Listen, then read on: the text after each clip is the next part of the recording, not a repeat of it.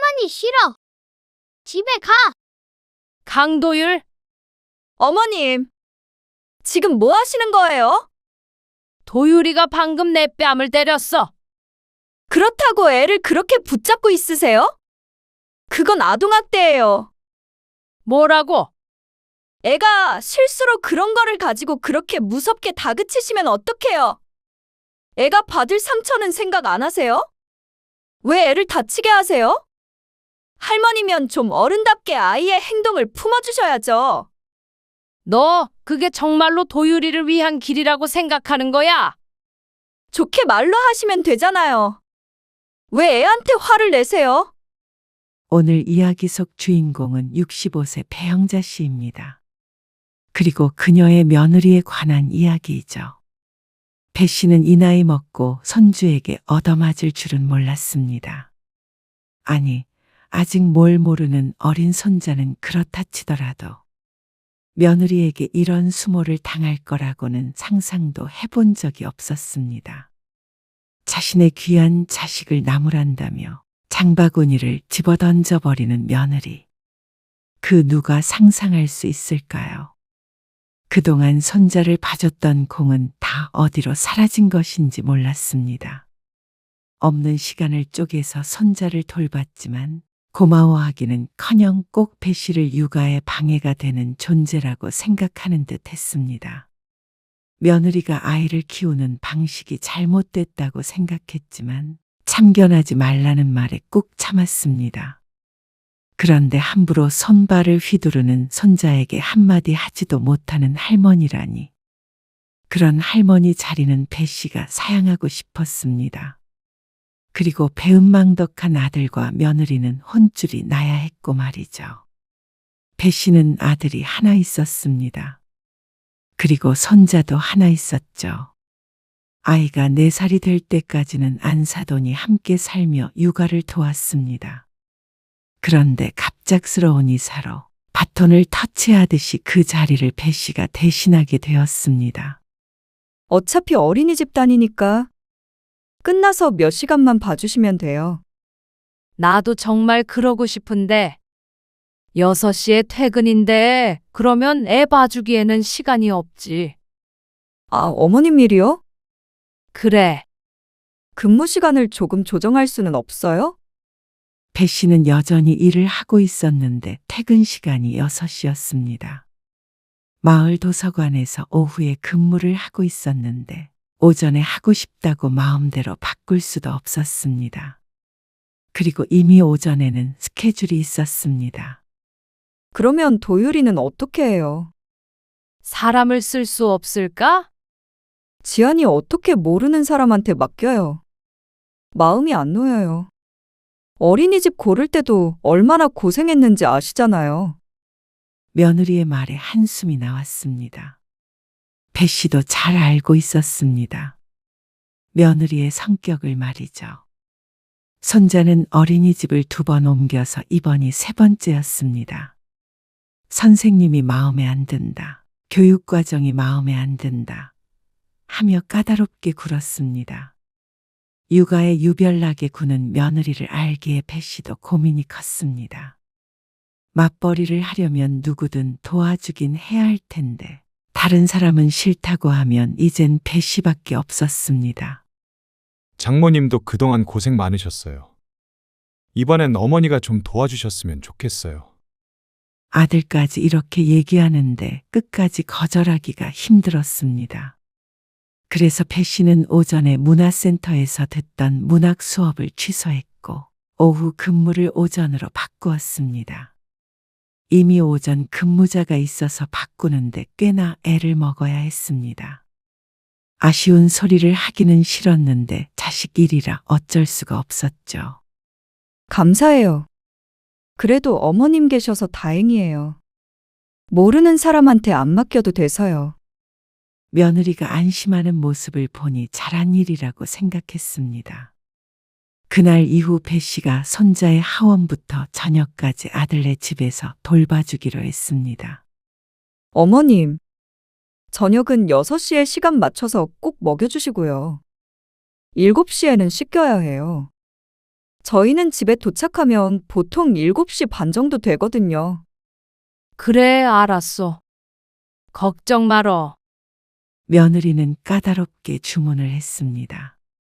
몇 시에 간식을 먹고 몇 시에 양치질을 해야 하는지도 상세하게 부탁했습니다.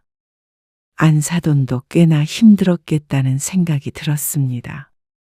그래도 어차피 해야 하는 일, 시간만 맞추면 되는 일이기에 어렵지는 않았습니다. 그런데 문제가 있었습니다. 배 씨가 아들네 가족을 만날 때면 종종 느끼던 것이었는데 그 심각성은 모르고 있던 문제 말이죠. 도유라, 음식은 던지는 게 아니야. 손자의 저녁밥을 챙겨주었는데 손자가 먹기 싫다며 떼를 썼습니다. 그래서 생선을 발라서 숟가락 위에 올려서 손에 쥐어주자 그걸 바닥에 집어던진 것이었습니다. 먹기 싫어. 생선 싫어. 먹기 싫다고 던지면 안 되지. 바닥에 뒹굴며 떼쓰는 아이를 달래보려고 하는 그때 조금 일찍 며느리가 퇴근해서 들어왔습니다. 난장판이 된 바닥을 보고는 며느리가 놀라 물었습니다. 집이 왜 이래요? 도유리가 생선 먹기 싫다고 집어던졌어. 짐짓 엄격한 표정으로 말을 하자 손자가 또 울고 불고 난리가 났습니다. 그런데 며느리가 누워있는 손자를 번쩍 안아들며 말했습니다. 아이고, 우리 왕자님. 먹기 싫었구나? 괜찮아. 엄마가 다른 거 줄게. 다른 거 먹기 싫어. 에이, 그러면 과자 줄까? 그제서야 울음을 그치고 고개를 끄덕이는 손자 도율. 며느리가 찬장에서 과자를 꺼냈습니다. 밥도 안 먹고 과자를 먹여? 비싼 거예요. 좋은 재료 많이 들어갔고요. 그래도 과자잖아. 억지로 먹이는 것도 애 정서상 안 좋다고 해요. 싫어하는 걸 굳이 강요하고 싶지 않아요. 배 씨는 이게 맞나 싶었습니다. 그러면 삼시세끼 과자만 먹이려는가 싶었습니다. 어린이집에서 균형 있게 잘 먹이니까요. 어머님도 도유리가 먹기 싫다고 하면 혼내지 마세요. 애기 죽어요. 헛웃음이 나오려는 걸 참았습니다. 옛날 같았으면 등짝을 맞아가면서 밥을 먹었을 텐데 그게 요즘 시대와는 맞지 않다는 걸 배 씨도 모르지 않았습니다. 그렇다고 며느리의 교육 방침이 맞다고도 생각하지 않았습니다. 그저 신랑이 하는 게 싫어 부모가 하는 대로 내버려둘 뿐이었죠. 배 씨는 하고 싶은 말을 삼킨 채로 어지러진 바닥을 닦았습니다. 그리고 또 다른 날이었습니다. 놀이터에서 놀고 싶어. 그래? 그러면 조금만 놀다가 들어갈까? 어린이집 차에서 내려서 집으로 들어가는 길에 아파트 단지 안에 있는 놀이터를 지났습니다. 몇몇 어린아이들이 놀고 있었고 그걸 본 손자도 놀이터에 뛰어들었습니다. 자연스럽게 아이들 사이에 섞이는 아이를 벤치에 앉아서 지켜보았습니다. 도유라, 넘어지니까 조심해. 그렇게 5분 정도 놀았을까 싶을 때 사고가 발생했습니다. 잠깐 휴대폰으로 시계를 보는 사이에 아이 울음소리가 크게 들렸습니다. 그리고 뒤이어 젊은 여자의 비명소리도 들렸죠. 지아야. 놀란 배 씨가 소리가 난 방향을 바라보자 그곳에는 배 씨의 손자도 보였습니다. 아이고, 무슨 일이야? 도유라, 왜 그래? 배 씨가 다가가자 울고 있는 아이의 엄마로 보이는 여자가 배 씨에게 다짜고짜 화를 냈습니다. 애 할머니세요? 지금 얘가 저희 애를 때렸어요. 울고 있는 아이는 넘어졌는지 무릎을 끌어안고 있었습니다. 언뜻 보니 피부가 쓸린 듯 빨갰습니다. 도유라, 너 이 친구 때렸니? 그런데 표정을 보니 대답을 들어도 알 것 같았습니다. 자신이 무엇을 잘못했는지도 모르고 당당해 보였습니다. 내가 먼저 탈 거야. 미끄럼틀을 먼저 타겠다고 아이를 때린 모양이었습니다. 죄송합니다. 정말 죄송합니다. 도유라, 친구한테 사과해야지. 그런데 딴청을 하고 있는 손자. 난처한 상황에 배 씨는 어쩔 줄 몰랐습니다. 죄송합니다. 애 교육 잘 시키세요. 불쾌한 표정으로 우는 아이를 데리고 자리를 뜨는 여자. 배 씨는 내심 다행이라고 생각했습니다. 조금만 더 예민한 사람을 만났다면 이 정도에서 안 끝날 것을 알았습니다. 아마 배 씨의 며느리였다면 이렇게 넘어가지는 않았을 것 같았죠. 배 씨는 집에 돌아와서 아이를 씻기고 밥을 차려주며 차분하게 말을 걸었습니다. 도유라, 아까 놀이터에서 도유리가 친구 밀었지. 그래서 친구가 아파서 울었잖아. 할머니 생각엔 친구가 너무 슬펐을 것 같아. 내가 먼저 탈 거야. 미끄럼틀. 내 거야. 미끄럼틀은 도유리 것이 아니잖아. 다 같이 사용하는 거니까 친구에게 양보할 줄도 알아야 해. 줄을 서야지. 싫어. 그러자 또다시 떼를 쓰기 시작하는 손자. 아무리 좋게 말해봤자 소용이 없었습니다. 퇴근한 며느리에게도 오후에 있었던 일을 설명했는데 반응이 예상 밖이었습니다. 남자애가 놀다 보면 좀 거칠게 할 수도 있죠. 애가 힘이 넘쳐서 그래요. 같은 반 애들 중에서 우리 도유리가 제일 크대요. 도유리 아빠 닮아서 그런 것 같죠? 그러면서 뿌듯해하는 듯한 모습이 너무나 놀라웠습니다. 그래도 친구를 때리면 안 된다는 걸 먼저 가르쳐야지. 그냥 거친 게 아니라 때려서 넘어졌다니까 그러네. 우리 도유리 그렇게 나쁜 애 아니에요. 놀다가 실수한 거 가지고 따지면 그게 잘못된 거죠. 그렇지, 도유라? 도유리 친구랑 놀다가 그런 거지? 그러자 고개를 끄덕이는 손자였습니다. 기가 막혀서 보고만 있자니 며느리가 뭐가 문제냐는 듯이 배 씨를 보았습니다. 어머님, 제 아들은 제가 잘 알아요. 그리고 잘 훈육하고 있고요. 너무 걱정 마세요. 어깨까지 으쓱하는 통에 배 씨는 더 이상 말을 꺼낼 수가 없었습니다.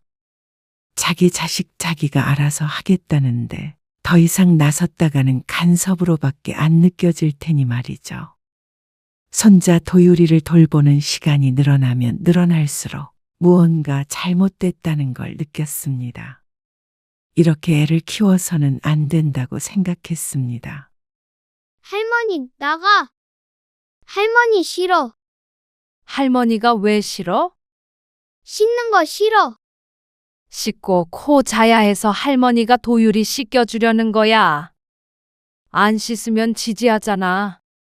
나는 씻기 싫다고 했잖아. 할머니는 바보야. 할머니는 집에 가.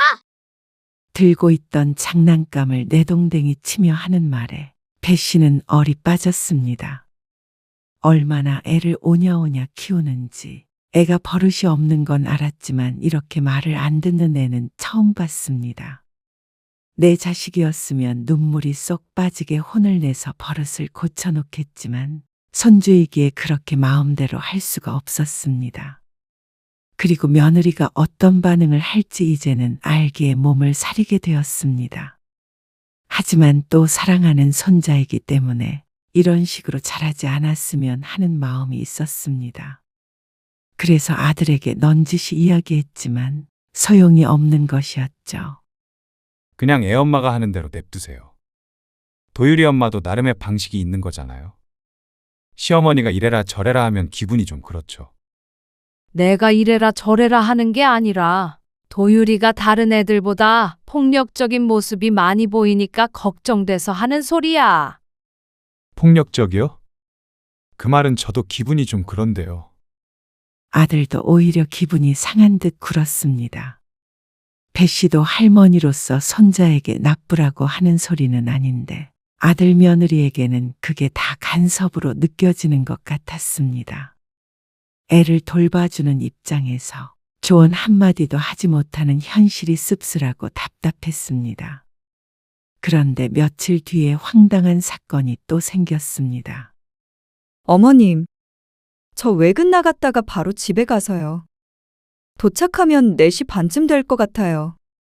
그래? 그러면 도유리 씨 껴놓을까? 아니요. 놀이터에서 놀아주고 계시면 제가 데리고 들어갈게요. 날이 좋아서 밖에서 놀기 딱이네요. 그래. 알았어. 배 씨는 며느리의 말처럼 놀이터에서 아이와 놀아주고 있었습니다. 혹시라도 손자가 다른 아이를 때릴까봐 이번에는 벤치가 아니라 그 옆에 서서 지켜보았습니다. 그런데 순식간이었습니다. 가까이에 있다고 해서 손자에게 날아드는 모래를 피하게 만들 수 없었죠. 도유라! 얼굴에 모래를 맞아서 주저앉아 울고 있는 아이를 배 씨가 감쌌습니다. 모래를 던진 아이를 보니까 눈에 익었습니다. 지난번에 손자가 때려서 넘어뜨린 여자아이였죠. 죄송해요. 아이의 엄마도 근처에서 보고 있었는지 금세 다가와서 사과를 했는데 배 씨는 차마 화를 내지도 못했습니다. 손자가 울고 있긴 했지만 지난번에 배 씨의 손자가 한 일에 비해서는 약과였습니다. 손자는 다친 곳도 없어 보였고 눈을 살펴보니 모래가 들어가지도 않은 것 같았죠. 그런데 손자 도율은 자신에게 모래를 뿌린 아이에게 달려들려고 했습니다. 그걸 배 씨가 겨우 말렸습니다. 그런데 그때 며느리가 나타났습니다. 아니, 누가 내 귀한 자식을 울려? 날카로운 음성과 함께 등장했죠. 며느리를 보더니 손자가 달려가 안겼습니다. 이봐요. 애 교육을 어떻게 시키는 거예요? 지금 저한테 말씀하신 거예요. 그럼 그쪽 말고 누가 있죠? 그 집은 애한테 막모래를 뿌리라고 가르쳐요? 여자아이의 부모는 어이가 없는지 헛웃음만 내뱉고 있었습니다. 배 씨는 얼굴이 뜨끈해지는 것 같았습니다. 어떻게 이토록 역지사지가 안 되는지 몰랐습니다. 도유리 엄마. 사과했으니까 그만해. 아니요! 어머님! 어머님은 도유리를 보호해 주셔야지. 왜 가해자를 감싸세요? 뭐? 가해자? 지금 말 다 했어요? 나는 뭐 할 말이 없고 내 자식 안 사랑해서 지난번에 그냥 넘어갔는 줄 아세요? 지난번이라니요? 도유리가 친구 때렸다고 했잖아. 배 씨의 설명에 잠시 말문이 막혔던 며느리는 이내 표정을 가다듬고 다시 화를 내기 시작했습니다. 살짝 밀친 거 가지고 무슨 난리인지 모르겠네? 남자애가 그럴 수도 있는 거지. 무슨 여자애를 그렇게 우악스럽게 키우는지 모르겠네? 뭐라고요? 도유리 엄마? 그만해. 친구들끼리 놀다 보면 그럴 수도 있는 거잖아. 며느리가 배 씨에게 했던 말을 그대로 해주었는데도 며느리는 자기만 잘났다는 식이었습니다. 도유라, 저런 애랑은 친구하지 마. 진짜 애 교육 잘 시키네. 누가 누구한테 하고 싶은 얘기를. 다행인지 불행인지 여자아이의 부모는 더러운 똥이라도 밟았다는 표정으로 아이를 데리고 자리를 떴습니다. 크게 이를 키우지 않아서 배 씨는 가슴을 쓸어내렸는데 며느리는 그 뒤에다 대고 한참을 궁시렁거렸습니다. 대부분이 듣기엔 거북한 험담이었습니다. 그리고 손자도 그걸 전부 다 듣고 있었습니다. 잘못되어도 한참 잘못된 것 같았습니다. 배 씨는 손자가 나중에 커서 며느리처럼 될까봐 무서웠습니다. 어머님, 저 잠깐 이 앞에 마트 좀 다녀올게요. 그래. 알았다.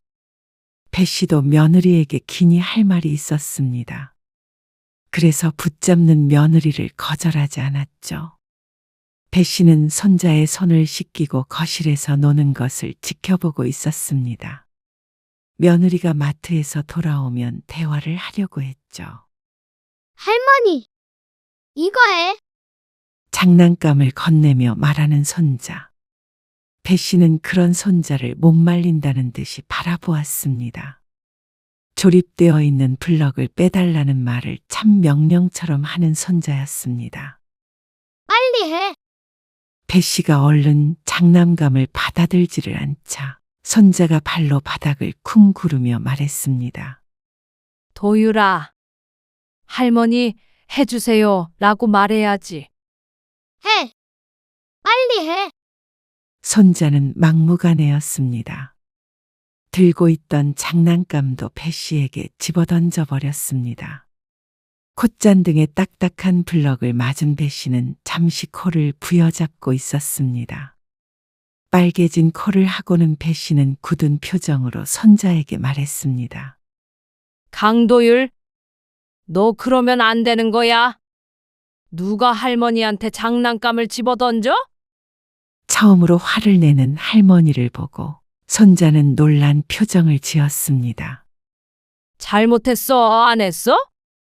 엄한 목소리로 아이를 다그치자 아이가 울먹거리더니 소리를 질렀습니다. 할머니 싫어. 집에 가.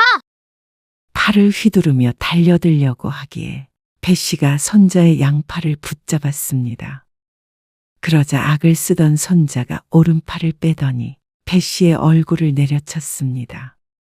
짝 소리가 나도록 말이죠. 순식간에 손자에게 뺨을 얻어맞은 배 씨. 쓰고 있던 안경은 멀리 날아갔고 그 과정에서 배 씨의 눈가에 생채기를 냈습니다. 얼굴이 따끔거려 인상을 찡그리는데 좁아진 시야에도 씩씩거리는 손자의 얼굴이 잘 보였습니다. 강도율, 배 씨가 손자의 이름을 크게 부르는 순간 현관문을 열고 며느리가 나왔습니다. 엄마를 봐서 서러움이 폭발을 했는지 어쨌는지 손자는 붙잡고 있는 배 씨의 손에서 빠져나오려고 몸부림을 치다가 넘어졌습니다. 넘어지며 바닥에 쌓여있던 블록에 찧어 떠나가라 울었죠. 어머님, 지금 뭐 하시는 거예요? 며느리가 아이를 일으키며 배 씨에게 소리를 질렀습니다. 도유리가 방금 내 뺨을 때렸어. 며느리의 눈동자가 흔들렸습니다. 배 씨의 흐트러진 머리카락과 눈가의 생채기만 보아도 사실이라는 걸 알 수 있었습니다. 그런데 아이를 혼내기는커녕 오히려 배 씨에게 화를 냈습니다. 그렇다고 애를 그렇게 붙잡고 있으세요? 그건 아동학대예요. 뭐라고? 애가 실수로 그런 거를 가지고 그렇게 무섭게 다그치시면 어떡해요? 애가 받을 상처는 생각 안 하세요? 왜 애를 다치게 하세요? 할머니면 좀 어른답게 아이의 행동을 품어주셔야죠. 너 그게 정말로 도유리를 위한 길이라고 생각하는 거야? 버릇없는 손자의 행동은 전부 며느리에게서 비롯된 듯 했습니다. 엄마가 잘못을 고칠 생각을 하지 않으니 아이는 당연히 자신의 행동이 잘못되었다고 생각을 못하는 것이었습니다. 좋게 말로 하시면 되잖아요. 왜 애한테 화를 내세요? 그렇게 오냐오냐 하니까 도유리가 친구도 때리고 말도 함부로 하고 그러잖아. 너는 정말로 도유리가 그런 아이가 됐으면 좋겠니? 우리 도유리가 어디가 어때서요? 저도 잘 훈육하고 있어요. 요즘은 어머니 때처럼 그렇게 화내고 때리고 하지 않는다고요. 그렇게 잘해서 애가 할머니 얼굴을 내려쳐? 그냥 좀 스친 거 가지고 어머님은 애를 넘어뜨리셨잖아요. 기가 막혀서 말이 안 나왔습니다. 그냥 애랑 잘 놀아주기만 하면 되지. 왜 애를 이렇게 키워라 마라 하세요? 뭐? 너 말 다 했니? 아직 다 안 했어요.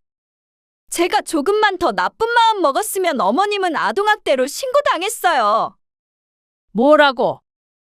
도유리가 누구 닮아 그러는지 내가 정확하게 알겠다. 뭐라고요?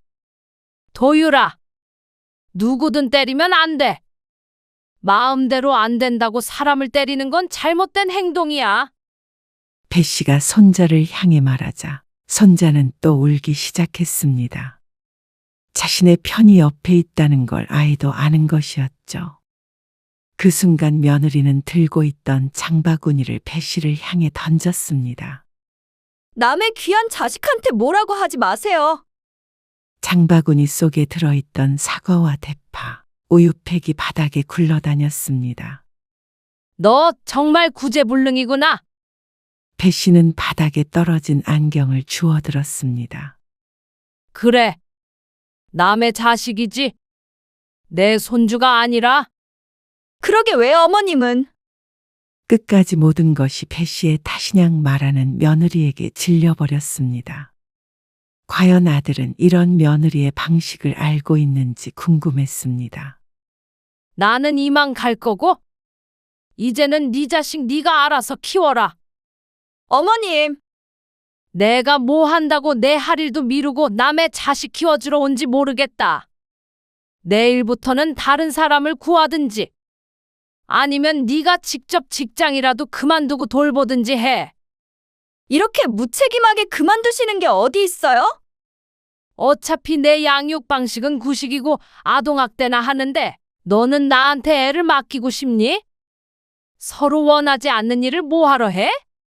그래도 갑자기 그만두시면 당장 사람을 어떻게 구해요? 그리고 애초에 남의 손에 맡기기 싫어서 어머님한테 부탁드린 거잖아요. 남인 건 나도 마찬가지 아니니? 어머님, 어머님이라고도 부르지 마라. 나는 이제 더 이상 도유리 할머니도 안 하고 네 시어머니도 안 할 거야. 아동학대. 그러는 너희는 폭력으로 신고해야겠다. 며느리 손자 나라니? 나도 할머니 때리는 손자 필요 없고 장바구니 집어던지는 못돼 처먹은 며느리 필요 없어. 배 씨는 집으로 바로 돌아갔습니다. 이제는 다시는 아들네 집에 갈 일이 없었습니다. 집에 오자 손이 떨려 뭘 할 수조차 없었습니다. 며느리 앞에서는 태어난 척했지만 기가 막힌 일이 일어난 것이었습니다. 며느리와 손자에게 얻어맞는 경우가 있을 수 있나 싶었습니다. 어린 손자를 그렇게 키운 것은 아들 며느리였습니다. 어른이 잘못되었으니 아이도 잘못될 수밖에 없었습니다. 아들 며느리는 그렇다 치고서라도 아이가 안타까웠죠. 여보세요. 배 씨는 아들에게 전화를 걸었습니다. 아들은 며느리에게서 얘기를 들었는지 배 씨의 전화를 기다렸던 것 같았습니다. 안 그래도 전화드리려고 했어요. 이제 안 오시겠다고 하셨다면서요. 그 이유도 들었어? 도유리가 말을 잘 안 들어서 언쟁이 있었다고 들었어요. 참 간단한 말들로 오늘 있었던 일들이 왜곡되었습니다. 도유리 엄마가 그래? 말을 안 들어서 언쟁이 있었다고. 아들의 말에 허탈한 웃음이 나왔습니다. 네. 아닌가요? 내가 정확하게 얘기해 줄게. 배 씨는 오늘 있었던 일을 차근차근 설명했습니다.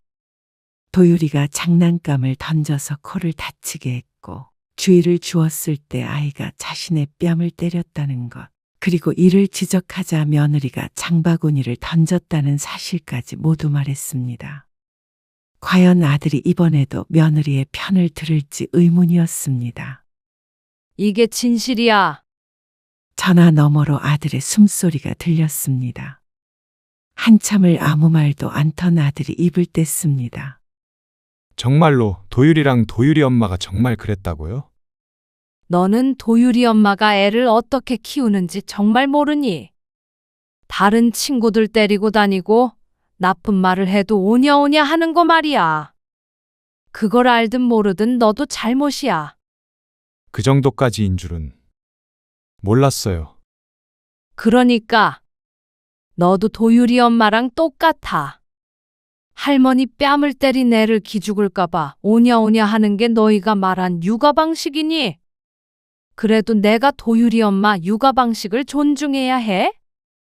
그런데도 나한테 아동학대라고 악을 쓰는 며느리를 내가 며느리로 생각해야 해? 아들은 또다시 한참 동안 말이 없었습니다. 그리고 나서야 작은 목소리로 말했습니다. 죄송해요. 정말 몰랐어요. 제가 회사 일만 하느라. 그러니까 애가 어떻게 크는지 관심도 없었던 너도 반성해라. 도율이 그렇게 만든 건 너랑 도율이 엄마 둘 모두니까. 남에게 맡길 생각 말고 너희 애는 너희가 키워. 그래도 지금 당장 그만두신다고 하면 그래. 곤란하겠지. 근데 육아는 다 그런 거야. 지지고 볶고 힘든 과정도 겪으면서 키워봐야지. 도율이도 너희가 감당해야 할 거야. 그렇게 행동하면 남이든 가족이든 봐줄 사람 없으니까. 그래서 장모님도 가셨나 봐요. 이사를 갔다더니 그 과정에서 말 못한 사정이 많았을 것 같았습니다. 배 씨는 애를 봐준 지 몇 달 되지도 않았는데 벌써 이런 일이 몇 번이나 생겼으니 말이죠. 이제는 너희가 애를 어떻게 키우든 상관 안 할 테니까. 알아서 키우고 나중에 책임도 너희가 져. 아들은 끝까지 아무 말도 하지 못했습니다. 배 씨는 다음 날부터 정말로 아들네 집에 가지 않았습니다. 당장 봐줄 사람이 없어서 곤란할 텐데도 아들은 배 씨에게 전화를 하지 않았습니다. 아니, 사람이라면 하지 못할 테죠. 며느리와도 무슨 대화를 나눴는지 모르겠지만 연락이 오지 않았습니다. 그러다 며칠 뒤에 전화 한 통을 받았습니다. 안녕하세요. 사부인, 안사돈이었습니다. 아, 안녕하세요. 어쩐 일로? 어제 혜인이한테 전화가 왔거든요. 친정엄마한테 일러 바치기라도 했나 싶어서 미간이 좁혀졌습니다. 죄송합니다. 그런데 갑자기 사과를 하는 안사돈. 혜인이가 저한테 도유리를 다시 봐달라고 했는데 사돈 얘기를 꺼내더라고요. 근데 제가 좀 이상해서 강서방한테 전화해서 자초지종을 들었어요. 아, 그러셨어요. 제가 대신 사과드리겠습니다. 죄송해요. 애를 잘못 키웠어요. 아니요, 도율이가 그런 게 사돈 책임은 아니죠. 아니요, 도유리 말고요. 제 딸이요. 혜인이를 잘못 키운 게 저니까. 죄송합니다. 아, 안사돈의 말에 놀랐습니다.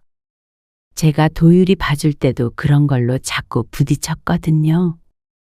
아무리 말해도 듣질 않으니까 저도 화가 나서 나온 거예요. 사부인한테도 그럴 줄 알았더라면 제가 어떻게든 했을 텐데 죄송합니다. 아니에요. 혜인이가 앞으로 도유리 좀 다시 봐달라고 부탁하더라고요.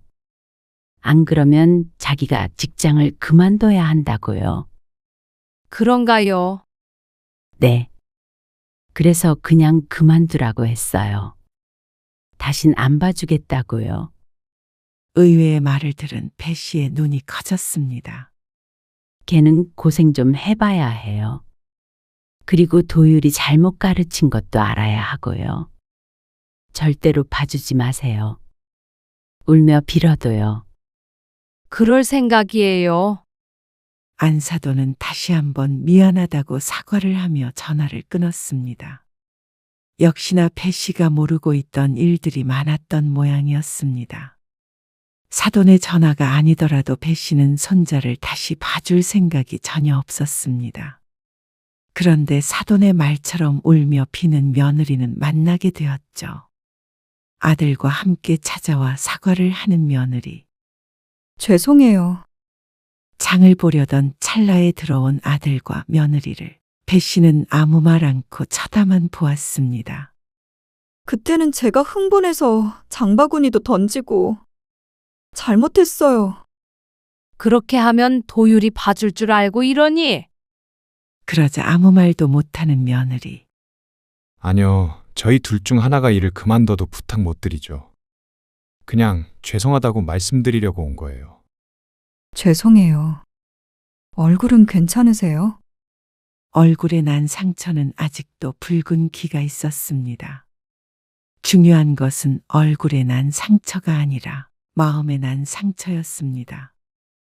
배 씨는 그 순간 옆에 내려놓은 장바구니를 보게 되었습니다.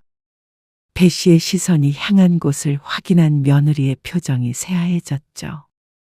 하지만 배 씨는 이내 시선을 걷었습니다. 내가 너랑 똑같은 사람이 될 것 같아서 그래?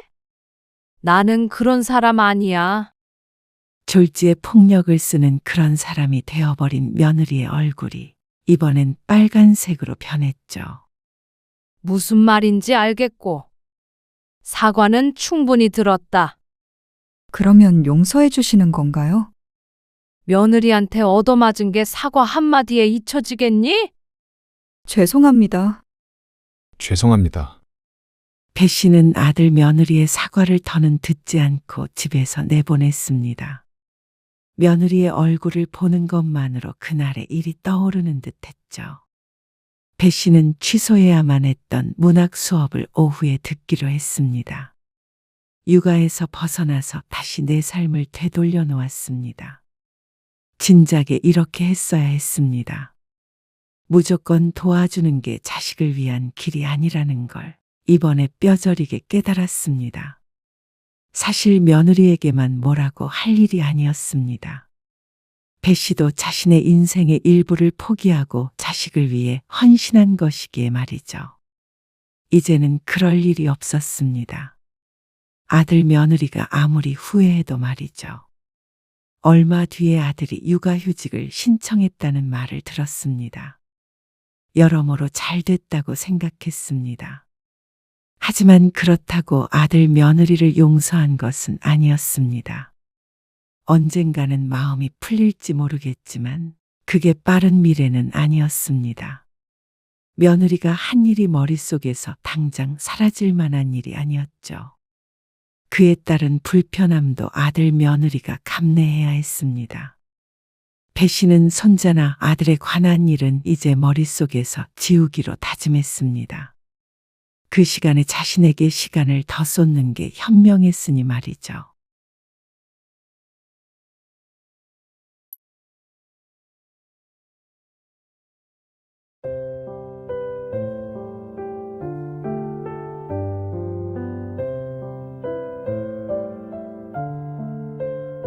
남 앞에서까지 나를 그렇게 깎아내려야 속이 시원해. 그런 뜻으로 한 말 아닌 거 알잖아요. 그럼 무슨 뜻으로 한 말인데? 그냥 당신이 집에만 있으니까 일 좀 했으면 해서 한 소리죠. 내가 퇴직한 지 1년이 됐어. 2년이 됐어. 아니, 내가 뭐 당신 욕을 한 것도 아니고. 그거 가지고 이래요? 너무 예민한 거 아니야? 예민. 평생 일해서 처자식 먹여 살렸는데. 그런 소리 들으면 사람이 안 예민해져? 여보, 나 정년 퇴직했어. 일할 수 있는 한 가장 오래 일하고 퇴직한 거라고. 그리고 퇴직하고 다시 돈 버는 게 쉬운 일인 줄 알아? 참나? 어려울 것도 없지? 남들 다 하는구만. 오늘 이야기 속 주인공은 62세 박영근 씨입니다. 그리고 그의 아내에 관한 이야기이죠. 박 씨는 퇴직 후 아내의 은근한 태도에 상처를 받았습니다. 그동안 수고했다고 말해주는 것은 잠시뿐이었고 퇴직 후 박 씨는 그저 집에서 밥만 얻어먹는 백수 같은 존재가 되었습니다. 아내의 태도는 점점 변했습니다. 그러다가 남들에게 남편인 자신을 흉보는 것을 듣게 되었습니다. 다시 일할 생각은 안 하고 집에서 놀고 먹는다는 식의 그 발언을 듣고 박 씨는 놀라서 따지지도 못했죠. 농담으로 듣고 지나치기엔 그동안 아내가 박 씨에게 눈치를 준 것이 한두 번이 아니었습니다. 박 씨도 곧 다른 돈벌이를 해볼 생각이었지만 아내가 의욕을 꺾어버렸습니다. 돈은 자신도 얼마든지 벌 수 있다며 계속해서 박 씨를 무시하는 말을 하는 아내. 그래서 박 씨는 아내에게 그렇게 하라고 했습니다. 한번 벌어보라고 말이죠. 며칠이나 버틸 수 있는지 박 씨도 두고 보고 싶었습니다. 박 씨는 얼마 전에 퇴직을 했습니다. 그래서 지금은 집에서 쉬고 있었습니다.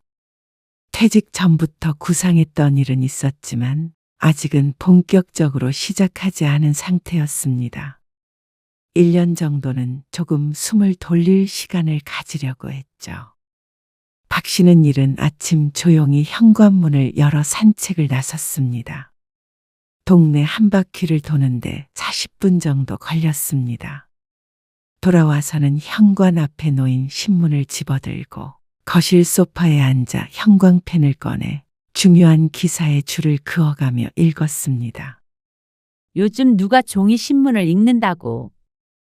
그 모습을 보고는 아내가 핀잔 아닌 핀잔을 주었습니다. 아침 공기 상쾌한데 당신도 같이 좀 걷다가 오지. 아이고, 됐어요. 아침밥 해야 돼. 아침 좀 천천히 먹으면 되지. 배고프다고 하지나 말던가? 입을 삐죽거리는 아내의 모습을 보고 박 씨는 다시 신문으로 고개를 돌렸습니다. 점심시간이 되자 박 씨는 습관적으로 TV를 켜고 뉴스를 틀었습니다. 그리고 아내는 질색을 했습니다. 아침에 신문 봤으면 됐지. 뉴스를 또 틀어요? 뉴스가 뭐가 어쨌다고 그래? 아우, 소리 좀 줄여요. 대낮부터 정치니 범죄니 하는 얘기 듣고 싶지 않으니까. 진저리 치는 아내의 말에 음량을 줄였습니다. 그런데 식사 준비를 하면서도 자꾸만 힐끔힐끔 쳐다보며 눈치를 주었습니다. 그래서 박 씨는 머쓱하게 음소거를 해버렸습니다. 그런데도 아내는 투덜거리는 것을 멈추지 않았습니다. 당신은 오늘 약속 있다고 하지 않았어요? 아, 이따가 저녁에. 그러면 저녁밥은 먹고 들어와요? 글쎄, 아마도 그러지 않을까 싶은데. 어지간하면 먹고 와요. 왜? 나는 그냥 대충 챙겨 먹게. 당신 오면 국 끓이고 해야 되니까. 뒷말은 생략이 됐지만 귀찮다는 말이 하고 싶은 것 같았습니다. 박 씨도 집에 앉아서 삼시세끼를 얻어먹는 게 눈치가 보이긴 했습니다. 박 씨는 슬그머니 소파에서 일어나 부엌으로 갔습니다. 뭐 좀 도와줘? 그러자 아내는 도마 위에 놓인 채소를 툭 치며 말했습니다. 그거나 좀 썰어봐요. 그 말에 박 씨는 엉거주춤 어설픈 포즈로 양파를 조금씩 잘랐습니다. 모양도 삐뚤빼뚤하고 크기도 일정하지 않았지만 그래도 최선을 다했습니다. 이 옆으로 좀 비켜봐요. 걸리적거리지 말고. 아내의 말에 무심코 옆으로 한 발짝 비켰던 박 씨는 아내의 말을 곱씹고 미간을 찡그렸습니다. 걸리적거리지 말라고? 아니, 부엌이 좁잖아. 아, 그냥 당신은 앉아 있어요. 딱히 도움은 안 되니깐. 부엌에서 쫓겨나고도 기분이 그렇게 좋지는 않았습니다. 쓸모없는 사람 취급을 당한 것 같았습니다. 일만 하며 살았으니 당연히 부엌 일이 서툴 수밖에 없었습니다. 집안일을 하더라도 실력이 필요 없는 빨래나 청소 같은 걸 했지 음식은 해본 적이 없었습니다. 하지만 아내의 말처럼 도움이 안 되는 것은 맞기에 현관 쪽에 묶어놓은 쓰레기 봉투를 집었습니다. 이거라도 해야 눈치가 안 보이지. 가만히 앉아 있다가는 또 눈총을 받을 것 같았습니다. 하지만 씁쓸한 마음은 여전했습니다. 이런 식으로 아내가 자신을 귀찮아하는 때가 종종 있었습니다. 할 일 없으면 나가서 밥이라도 먹고 오는 게 도와주는 거라는 식이었습니다. 당신 무슨 사업 구상 중이라고 하지 않았어요? 아내가 밥을 먹으며 물었습니다. 그렇게 거창한 거는 아니고 좀 더 나이 먹어서까지 할 수 있는 일 찾아보려고 하지. 왜? 빨리 좀 시작해야 하지 않겠어요? 왜? 그냥 언제까지 집에 있어요? 쉴 만큼 쉬었잖아요. 아직 퇴직한 지 몇 개월 되지도 않았어. 그 정도 쉬면 다 쉰 거지. 집에 있는 나도 좀 생각해줘요. 당신이 왜? 나도 할 일이 많은데 당신 밥 차리느라 시간 다 가는 것 같아. 아내의 말에 박 씨는 밥 먹던 숟가락을 내려놓았습니다. 그러자 아내는 하던 말을 멈추고 방금 무슨 말이라도 했냐는 듯 열심히 밥 먹는 척을 했습니다. 밥맛이 뚝 떨어진 박 씨는 물만 한 잔 마시고 일어났습니다. 왜 먹다 말아요? 입맛이 없어. 아내는 박 씨와 함께 집에 있는 시간이 힘든 듯 했습니다. 이렇게 한마디씩 할 때면 많은 생각을 하게 했습니다. 박 씨는 은퇴 후에 아내와 같이 집에서 함께 TV도 보고 맛있는 것도 해먹고 그렇게 편히 쉴 생각을 해왔었는데 그런 걸 원한 건 박 씨뿐인 듯 했습니다. 그러던 어느 날이었습니다. 주말에 우리 집에서 모임하는 거 알죠? 알어. 근데 왜 우리 집에서 해? 나가서 먹지. 지난번에 선희 언니네서 먹었잖아요. 이번엔 우리가 대접해야지. 음식해야 하잖아. 당신 힘드니까 그냥 시켜서 하자, 그럼. 에이, 어떻게 그래요? 그러면 흉보지. 그럼 내가 장 봐올게. 뭐 사와야 하는지 좀 적어줘. 박 씨는 아내를 적극적으로 도와주기 위해 노력했습니다. 적어주는 목록을 가지고 집 앞 마트에도 다녀오고 약속 날 전에는 집 전체를 청소했습니다. 그래도 남들이 와서 신경 쓸 텐데 안 그래도 요즘 예민한 아내에게 부담을 주기가 싫었습니다. 그렇게 토요일 점심 부부 동반 모임을 같이 하는 두 부부가 박 씨의 집으로 방문했습니다. 아내는 아침 일찍부터 분주했고 박 씨도 할 일이 무척 많았죠.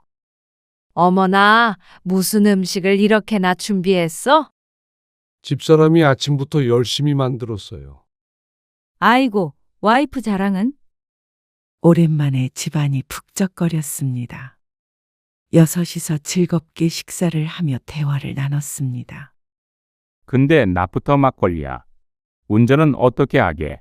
아, 대리 부르면 되지. 주말인데 좀 편히 놀자. 요즘에 계속 이래요. 아, 직원이 있는데 자꾸만 자기가 나가서 일해. 나이 먹었으면 집에 좀 있지. 내 나이가 어때서? 20년은 더 일하지. 여기 선인애처럼 여행도 다니고 하면 얼마나 좋아? 아, 여기는 일 안 해도 연금 따박따박 나오잖아. 그러다가 남자들의 일 얘기가 나왔습니다. 두 부부 중 하나는 교사 부부로 은퇴 후에도 연금이 많이 나왔고 가지고 있는 부동산도 있다고 아내에게 귀가 따갑도록 들은 적이 있었습니다. 그리고 또 한 부부는 사업을 하는데 직원이 10대 명이 된다고 들었습니다. 그리고 자연스럽게 화제는 박 씨에게로 이동했습니다.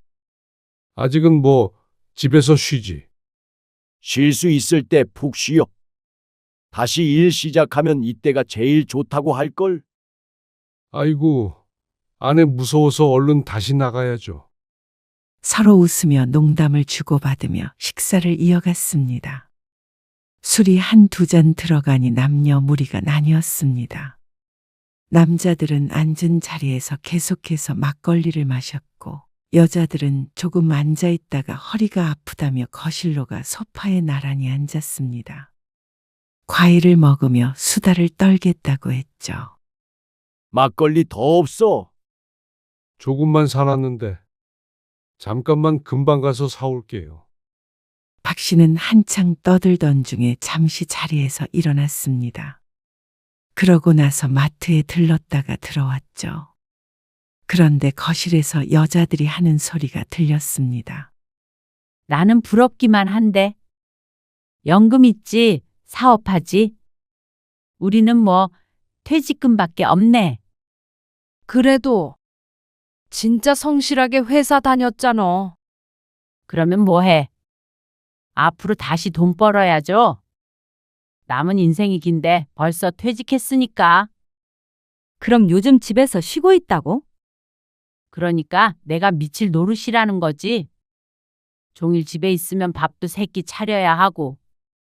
집안일은 전혀 안 도와줘? 도와주긴 하는데. 안 도와줘도 되니까 제발 좀 나가서 돈이나 벌어왔으면 좋겠네요. 집에 같이 있는 것도 불편하고. 어머나, 너무했다. 너무하긴요. 나도 집에 늘 혼자 있다가 남편 수발 들려니까 힘들어서 그렇죠. 돈만 딱딱 갖다 주는 게 좋죠. 남자들은 안 그래요? 농담이랍시고 웃으며 하는 말에 여자들은 어색한 웃음을 흘렸습니다. 그때 그중 하나와 박 씨의 눈이 마주쳤습니다. 아이고, 농담도 잘하네. 애써 수습하는 목소리에도 아내는 박 씨의 존재를 눈치채지 못하고 한마디를 덧붙였습니다. 남자들은 돈 안 벌면 막 자존감 낮아지고 그러지 않나? 우리 남편은 그런 것도 없나 봐. 나 같으면 뭐라도 하려고 할 텐데. 나머지 둘은 대꾸는 하지 않고 서로를 민망한 표정으로 바라볼 뿐이었습니다. 아내는 막걸리를 몇 잔 마셔서 그런지 그런 것도 눈치채지 못하고 자기 할 말만 했죠. 박 씨가 그걸 못 본 척하고 그냥 지나쳤습니다. 사람들 앞에서 싸울 것도 아니고 또 비참한 기분이 들고 너무 창피했습니다. 그런 분위기를 알았는지 30분이 채 안 돼서 여자들이 남자들을 데리고 자리에서 일어났습니다. 왜 더 안 마시고? 에이, 얼른 가야지. 여기도 치우고 쉬어야 하니까. 더 계셔도 되는데. 그런데 박 씨는 예의상이라도 붙잡는 말을 하지 못했습니다. 자꾸만 아내가 사람들에게 했던 말이 떠올랐습니다. 손님들이 돌아간 후 집안은 조용해졌습니다. 당신도 놀지만 말고 좀 치워요. 밥값은 해야지. 아내는 박 씨가 무슨 말을 들었는지도 모르고 말했습니다. 여보, 어? 내가 여태 밥값을 못했어? 갑자기 왜 그래요? 남 앞에서까지 나를 그렇게 깎아내려야 속이 시원해? 어? 아내는 식탁을 정리하던 손을 잠시 멈췄습니다. 아, 들었어요? 들었냐고? 내가 한심하다는 듯이 얘기하던데 퇴직했다고 내가 그런 얘기를 들어야 해? 아니, 당신이 다른 사람한테 그런 얘기하는 걸 내가 들어야 해.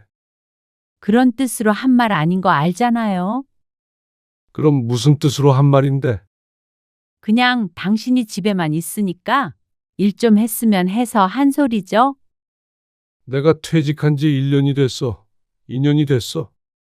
아니, 내가 뭐 당신 욕을 한 것도 아니고. 그거 가지고 이래요? 너무 예민한 거 아니야? 예민? 평생 일해서 처자식 먹여 살렸는데 그런 소리 들으면 사람이 안 예민해져? 나 정년 퇴직했어. 일할 수 있는 한 가장 오래 일하고 퇴직한 거라고. 그리고 퇴직하고 다시 돈 버는 게 쉬운 일인 줄 알아? 참나 어려울 것도 없지. 남들 다 하는구만. 뭐라고? 아내는 돈 버는 일을 너무 대수롭지 않게 생각했습니다. 그러니까 박 씨를 그런 취급을 한 것이겠죠.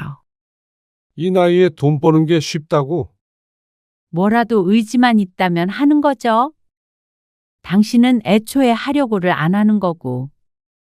집에 있으면 삼시세끼 차려서 대령해주고 얼마나 편하겠어? 기가 차서 말이 안 나왔습니다. 당신은 당신 힘으로 돈 벌어봤어? 쓰는 건 쉽지. 박 씨도 참지 못해 한 소리를 하자 그 말에 기분이 상한 모양이었습니다. 당신이야말로 내가 주부라고 무시하는 거 아니에요. 지금? 그러면 당신도 그런 말을 하지 말아야지. 집 분위기가 엉망이 되었습니다. 서로 헐뜯지 못해서 안달이 난 듯 했습니다. 그럼 당신은 앞으로 빨래도 알아서 하고 당신 먹을 건 알아서 챙겨 먹어요. 나도 나만 챙기면 편해. 아내가 박 씨를 흘겨보며 말했습니다. 기어코 자신이 잘못한 상황에서도 이겨먹어야 속이 시원한 듯 했습니다. 박 씨도 참다 못해 말했습니다. 그러면 당신도 이참에 돈 벌면 되겠네. 뭐라고요? 이 나이에 돈 버는 거 쉽다며? 나도 내 밥 알아서 먹을 테니까 당신도 돈 알아서 벌어서 써. 누가 그러라면 못할 줄 알고? 그렇게 해. 나도 당신이 원하는 대로 할 테니까. 그러자 아내는 자신이 한 말을 주워 담을 수는 없었던 모양이었는지 분한 표정으로 돌아섰습니다. 정리가 덜 된 부엌은 박 씨가 마저 치웠습니다. 이제부터 똑같이 해야 하니 잘하든 못하든 할 생각이었습니다. 다음 날 거실 테이블에서 뭘 열심히 들여다보고 있길래 힐끔 보았더니 아내가 신문에 실린 구인 광고를 보고 있었습니다. 정말로 일자리를 구하려는 모양이었습니다. 그런데 며칠 뒤에도 똑같은 자세 그대로 앉아 있는 걸 보고는 말을 걸어보았습니다. 아직도 못 구했어? 그러는 당신은? 뾰족하게 받아치는 아내. 나도 준비하고 있으니까 걱정 말고. 그런데 어느 날 안방에서 아내가 친구와 통화하는 소리를 우연히 들었습니다. 전화해 봤더니 다 안 된대. 인터넷? 인터넷으로도 다 해봤지. 사무보조랑 카페 같은 데는 다 젊은 사람만 뽑는다잖아. 경력도 없으니까 자꾸만 거절당해. 컴퓨터도 잘 못하는데 그러니까 나라도 나 안 뽑겠더라고. 내가 이 나이에 어디 가서 일자리를 구해야 하는지 정말 쓸모없는 인간이 된 것 같은 기분이야. 울적한 아내의 목소리에 박 씨도 기분이 좋지 않았습니다. 아내는 호언장담했지만 현실은 더 냉혹했습니다. 박 씨가 평생 회사에 다닌 것처럼 아내도 평생 살림만 했기에 할 줄 아는 것이 없는 것이 당연했습니다. 집에서는 주부로서 베테랑이었지만 사회에서는 반겨주질 않으니 충격을 받은 것 같았습니다. 그리고 그걸 보는 박 씨도 씁쓸했죠. 그러다 얼마 후 아내는 당당하게 말했습니다. 나 내일부터 출근해요. 어디로? 그러자 당당했던 목소리가 조금 크기가 줄어들었습니다. 이 앞에 이 앞에 어디? 마트? 아내의 말에 박 씨가 놀란 눈으로 쳐다보았고 아내는 그 눈길을 살짝 피했습니다. 계산하는 일인데? 별거 아닌 것 같더라고. 그래? 박 씨도 고개를 끄덕였습니다. 세상에 별거 아닌 일이 어디 있겠나 생각했지만 아내는 조금 창피할지언정 긴장되거나 하진 않은 모양이었습니다.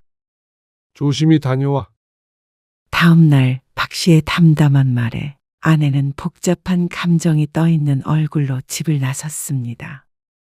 그리고 저녁에 돌아온 아내의 손등에는 반창고가 붙어 있었습니다. 손은 왜 그래? 별거 아니에요. 물건 계산하다가 긁혔어요. 목소리에는 기운이 없었고 그대로 소파에 주저앉아 움직이지 않았습니다. 박 씨는 더 묻지 않았습니다. 아내는 자꾸만 다리를 주물렀습니다. 가끔 마트에 가도 주의 깊게 본 적은 없지만 아마도 종일 서서 계산을 하는 듯 했습니다. 그리고 며칠이 지나자 아내는 집에 들어서자마자 신발도 벗기 전에 가방을 내려놓고 현관 앞에 쓰러졌습니다. 허리가 끊어질 것 같아. 박 씨는 말없이 아내가 자기 전 머리맡에 파스를 놓아두었죠. 그 사이에 박 씨는 집에서 일을 시작했습니다. 컴퓨터로 물건을 파는 일인데 요즘에는 내가 물건을 갖고 있지 않아도 인터넷상에서 물건을 팔고 창고에서 배송을 해주는 시스템이 있었습니다.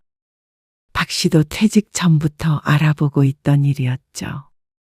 물론 처음에는 돈이 잘 안 되겠지만 그래도 박 씨가 회사에서 다니면서 해왔던 일과 크게 결이 다르지 않은 일이었습니다. 적어도 나가서 경비원이 되는 것보다는 잘할 수 있는 일이었죠. 아내는 정말로 박 씨의 밥을 차려주지 않았습니다. 아침에도 혼자만 간단하게 차려 먹고 나갔고 저녁에 와서도 혼자 먹고 치워버렸습니다. 빨래도 자신의 옷만 했고 말이죠. 박 씨도 불평하지 않고 홀로 간단하게 밥을 챙겨 먹었습니다. 할 줄 아는 게 많지 않다 보니 늘 메뉴는 비슷비슷했지만 그래도 의미가 있다고 생각했습니다. 이제 회사원도 아닌데 아내 없이도 뭐라도 해먹을 줄은 아는 게 좋았으니 말이죠. 그리고 그게 결코 쉽지는 않았습니다. 장도 스스로 봐야 했습니다. 아내는 딱 자신이 먹을 만큼만 사서 해먹었기 때문이었습니다. 냉장고에 먹을 게 떨어져 집 밖을 나섰습니다. 가장 가까운 마트로 자연스럽게 향하다가 걸음을 멈췄습니다. 아내가 마트에 있기에 다른 곳으로 가는 게 좋으려나 생각했죠. 그러다가 궁금하기도 하고 먼 곳은 차를 타고 가야 해서 다시 발걸음을 옮겼습니다. 입구가 2개라 뒷문으로 들어갔는데 계산대 쪽은 잘 보이지 않았습니다.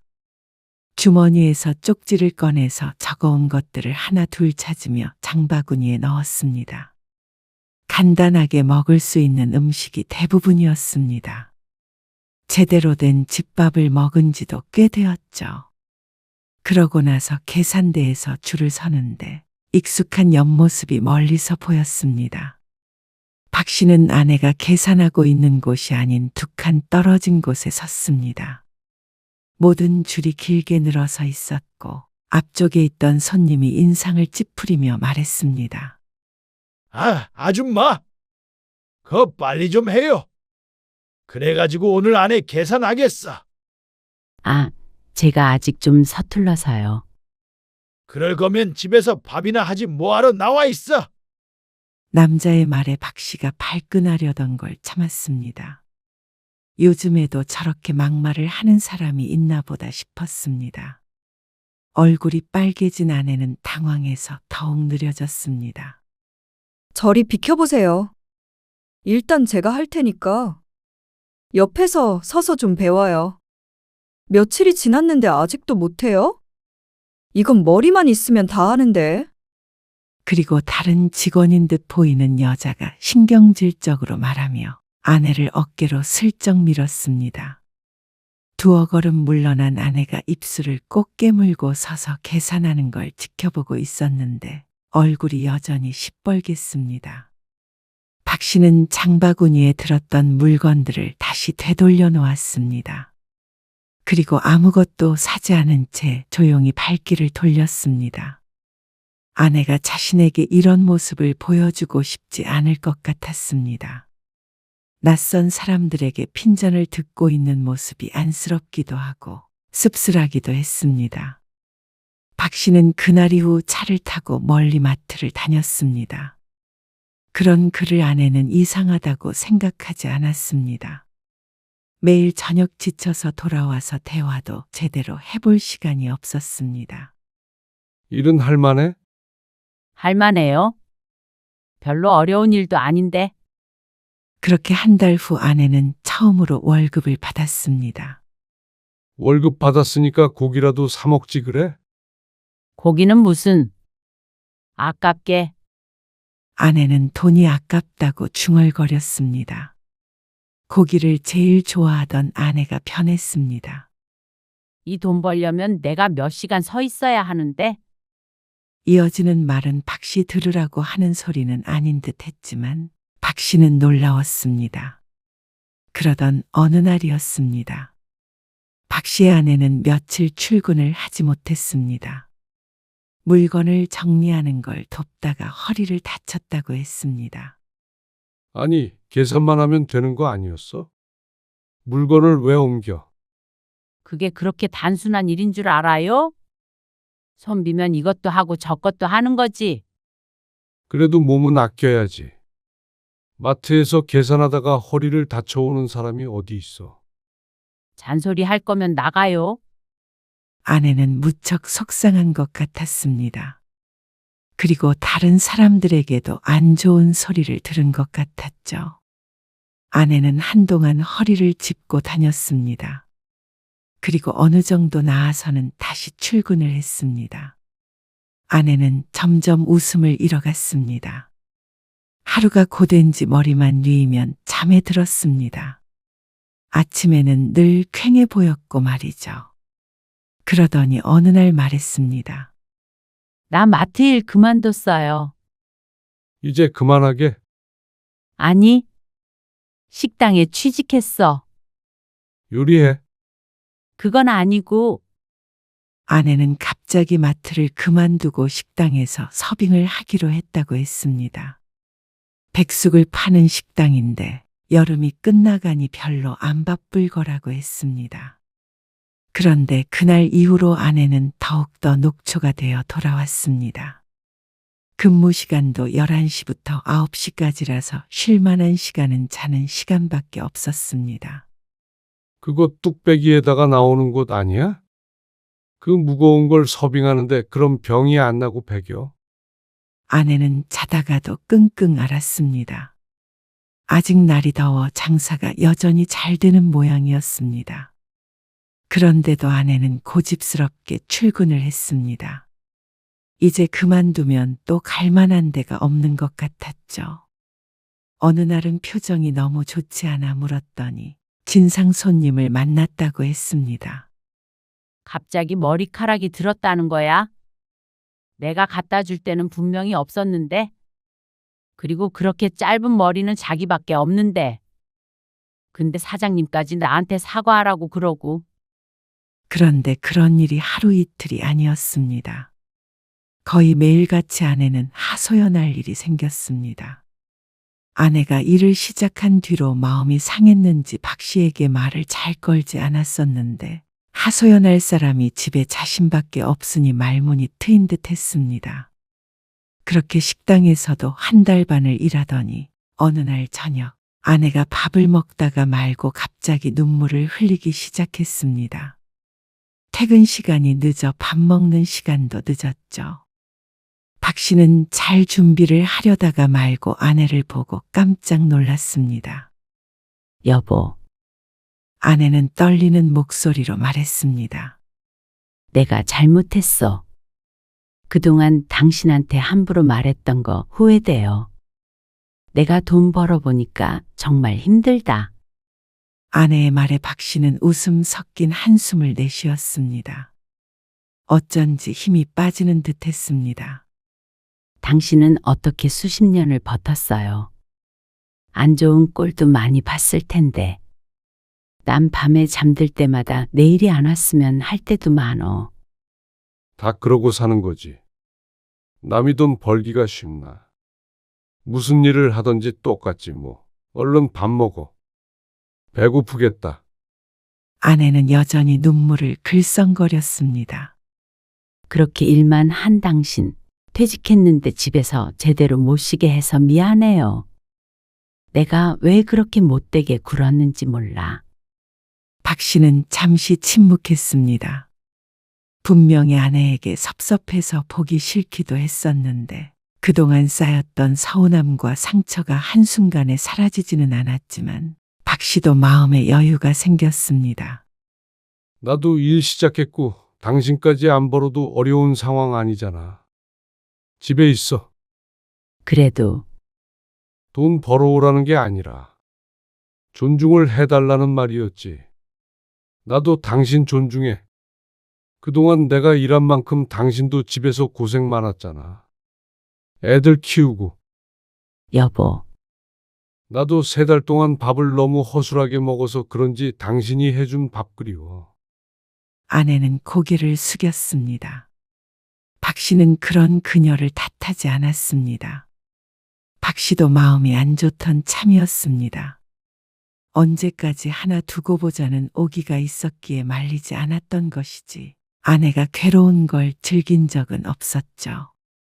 당신은 이제 집안일 아무것도 하지 말아요. 밥도 해주고 빨래도 하고 청소도 하고. 됐어. 같이 해. 아내는 월말까지 일하다 그만두었습니다.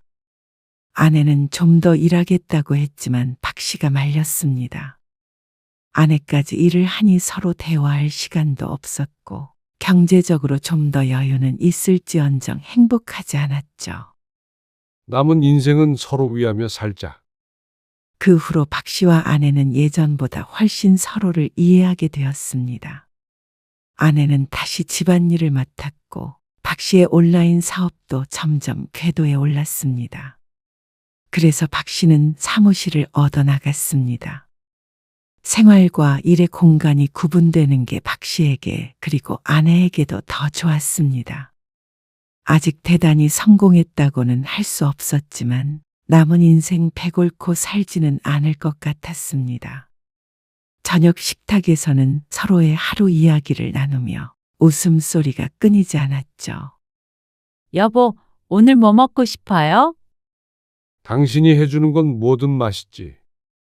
내가 하는 것보단. 두 사람은 이제 서로의 노고를 진심으로 인정하고 감사해 했습니다. 오히려 이전보다 훨씬 가까워진 듯 했죠.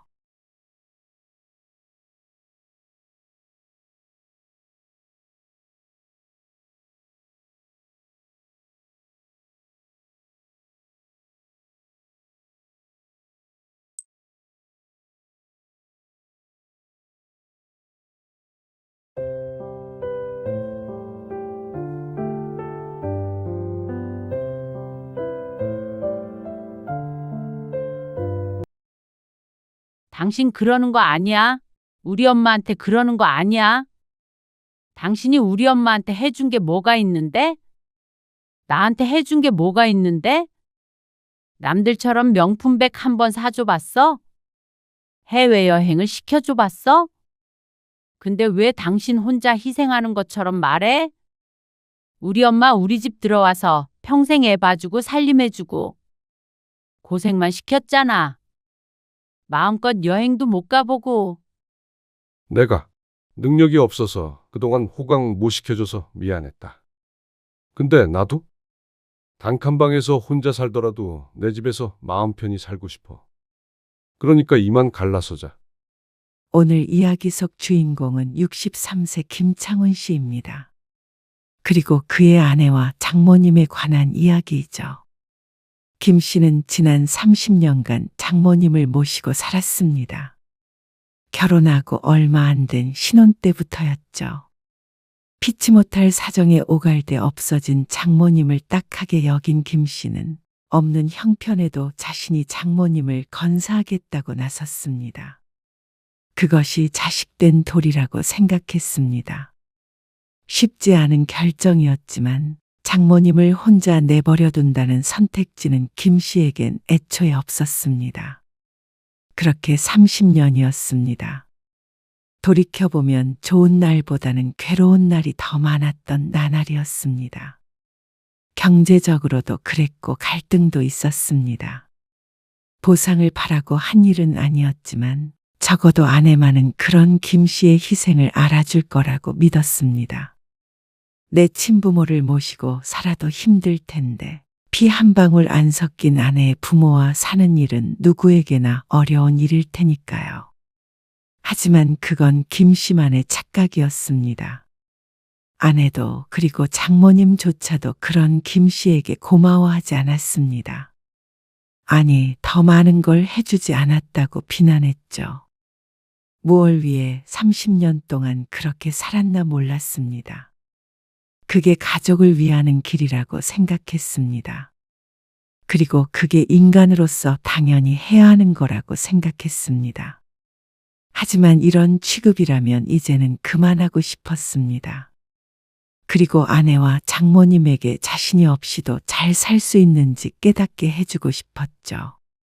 김 씨는 봄꽃이 흐드러지던 어느 4월, 아내 박미경과 결혼했습니다. 그리고 결혼식을 올린 지 1년도 되지 않아 김 씨의 운명이 바뀌었습니다. 아내와 함께 자식들을 낳아 알콩달콩 살고 싶었던 김 씨의 꿈이 산산조각 나는 일이었습니다. 당신도 알지? 우리 엄마, 아빠 돌아가시고 엄청 고생해서 우리 키우신 거. 들었지? 근데 어떻게 외면해? 그건 자식으로서 그럴 수는 없는 거잖아. 젊은 날의 김 씨는 아내의 말을 듣고 얼른 대답하지 못했습니다. 그래서 완전히 집은 되찾지를 못하는 거야? 돈이 있어야 되찾지. 아내의 말에 김 씨는 깊은 한숨을 쉬었습니다. 장모님이 혼자 거주하던 아파트가 경매에 넘어갔다는 소식이었습니다. 말은 하늘의 날벼락 같은 일이었습니다. 어디 투자를 잘못했다고 하는데 그런 건 이제 와서 중요한 게 아니었고 한순간에 장모님이 오갈 데가 없어진 것이 문제였습니다. 처형네는 뭐라고 해? 그래도 장녀가 있으니 뭔가 말이 있을까 싶어서 물었습니다. 그런데 아내는 고개를 가로저었습니다. 언니네는 엄마 모시고 살 상황이 아니래. 왜? 모르겠어. 형부 사업이 좀 복잡한가 봐. 어떡하지? 우리가 모시고 살 수는 없을까? 조심스럽게 묻는 아내. 아마도 길게 이야기를 꺼낸 이유가 이것임을 이미 짐작하고 있었습니다. 다만 함께 사는 일이라는 게 1분 1초 만에 결정할 만큼 단순한 일이 아니기에 얼른 대답하지 못한 것이었습니다. 그래, 알았어. 상황이 그런데 어떡해? 모시고 살아야지. 정말? 그래야지. 어머님 모시고 오자. 고마워, 창훈 씨. 진짜 고마워. 자식이 부모 모시고 사는 게 당연하지. 아내는 눈물을 흘리며 감동했습니다. 별다른 설득의 과정도 없이 합가가 결정될 거라고는 생각하지 못한 듯 했습니다. 결국 그해 겨울, 장모님이 김 씨의 집으로 들어왔습니다. 방 2개 중에 하나가 장모님의 방이 되었고, 부부의 공간은 좁아졌죠. 김서방, 이것 좀 먹어봐. 내가 우리 김서방 주려고 아침부터 만든 거야. 이게 뭐예요? 만두 빚어서 찐 거야. 이걸 직접 만드셨어요? 그럼 만두는 직접 만들어야지 사 먹으면 맛없어. 감사히 먹을게요. 아무튼 간에 우리 김서방이 나 때문에 고생이 많아. 고생은요. 늙으면 죽어야 되는데 괜히 군 식구 하나 더 늘어서 고생이지. 그런 소리 하지 마세요. 고생 안 해요. 김 씨의 아내는 결혼하면서부터 아이를 갖기 위해 직장을 그만두고 전업주부가 되었습니다. 거기에다가 장모님까지 있으니 김 씨는 혼자 벌어 2 식구를 건사하고 있습니다. 평범한 회사에 다니고 있어서 봉급이 그리 많지 않았습니다. 나중에 아이를 가지면 더 힘들어질 듯 했죠. 그래서 김 씨는 나름의 고충을 안고 살아갔습니다. 하지만 그 안에서 좋은 일도 분명히 있었습니다. 아내도 친정엄마와 함께 지내니 든든해했고 집안일을 분담해서 덜 힘들어했습니다. 그래서 김 씨도 크게 불만이 없었습니다.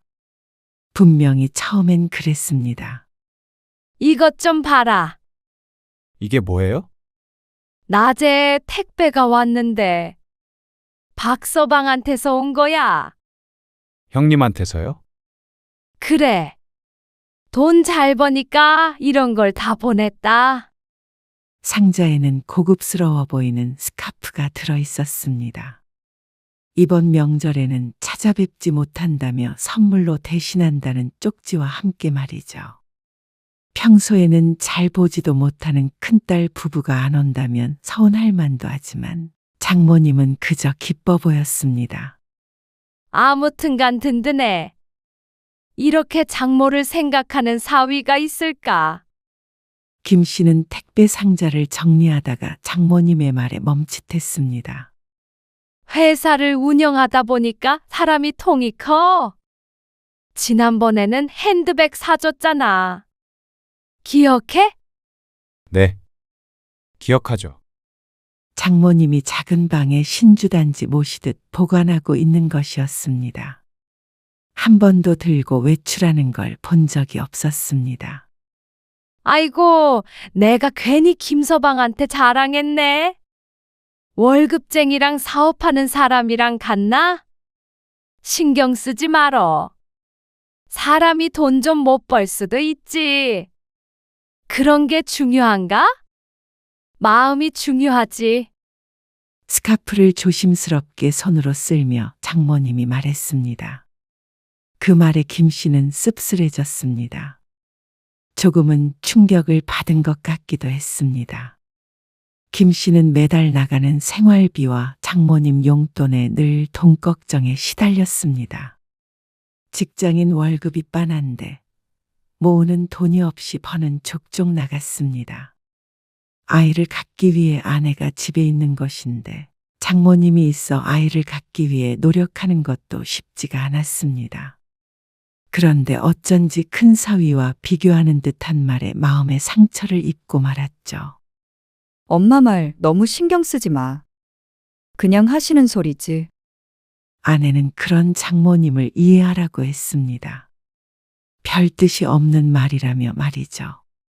하지만 큰 사위와의 비교는 끊임이 없었습니다. 하고 있다는 사업이 점점 잘 되는 것인지 씀씀이가 커졌고 자연스럽게 김 씨는 초라해졌습니다.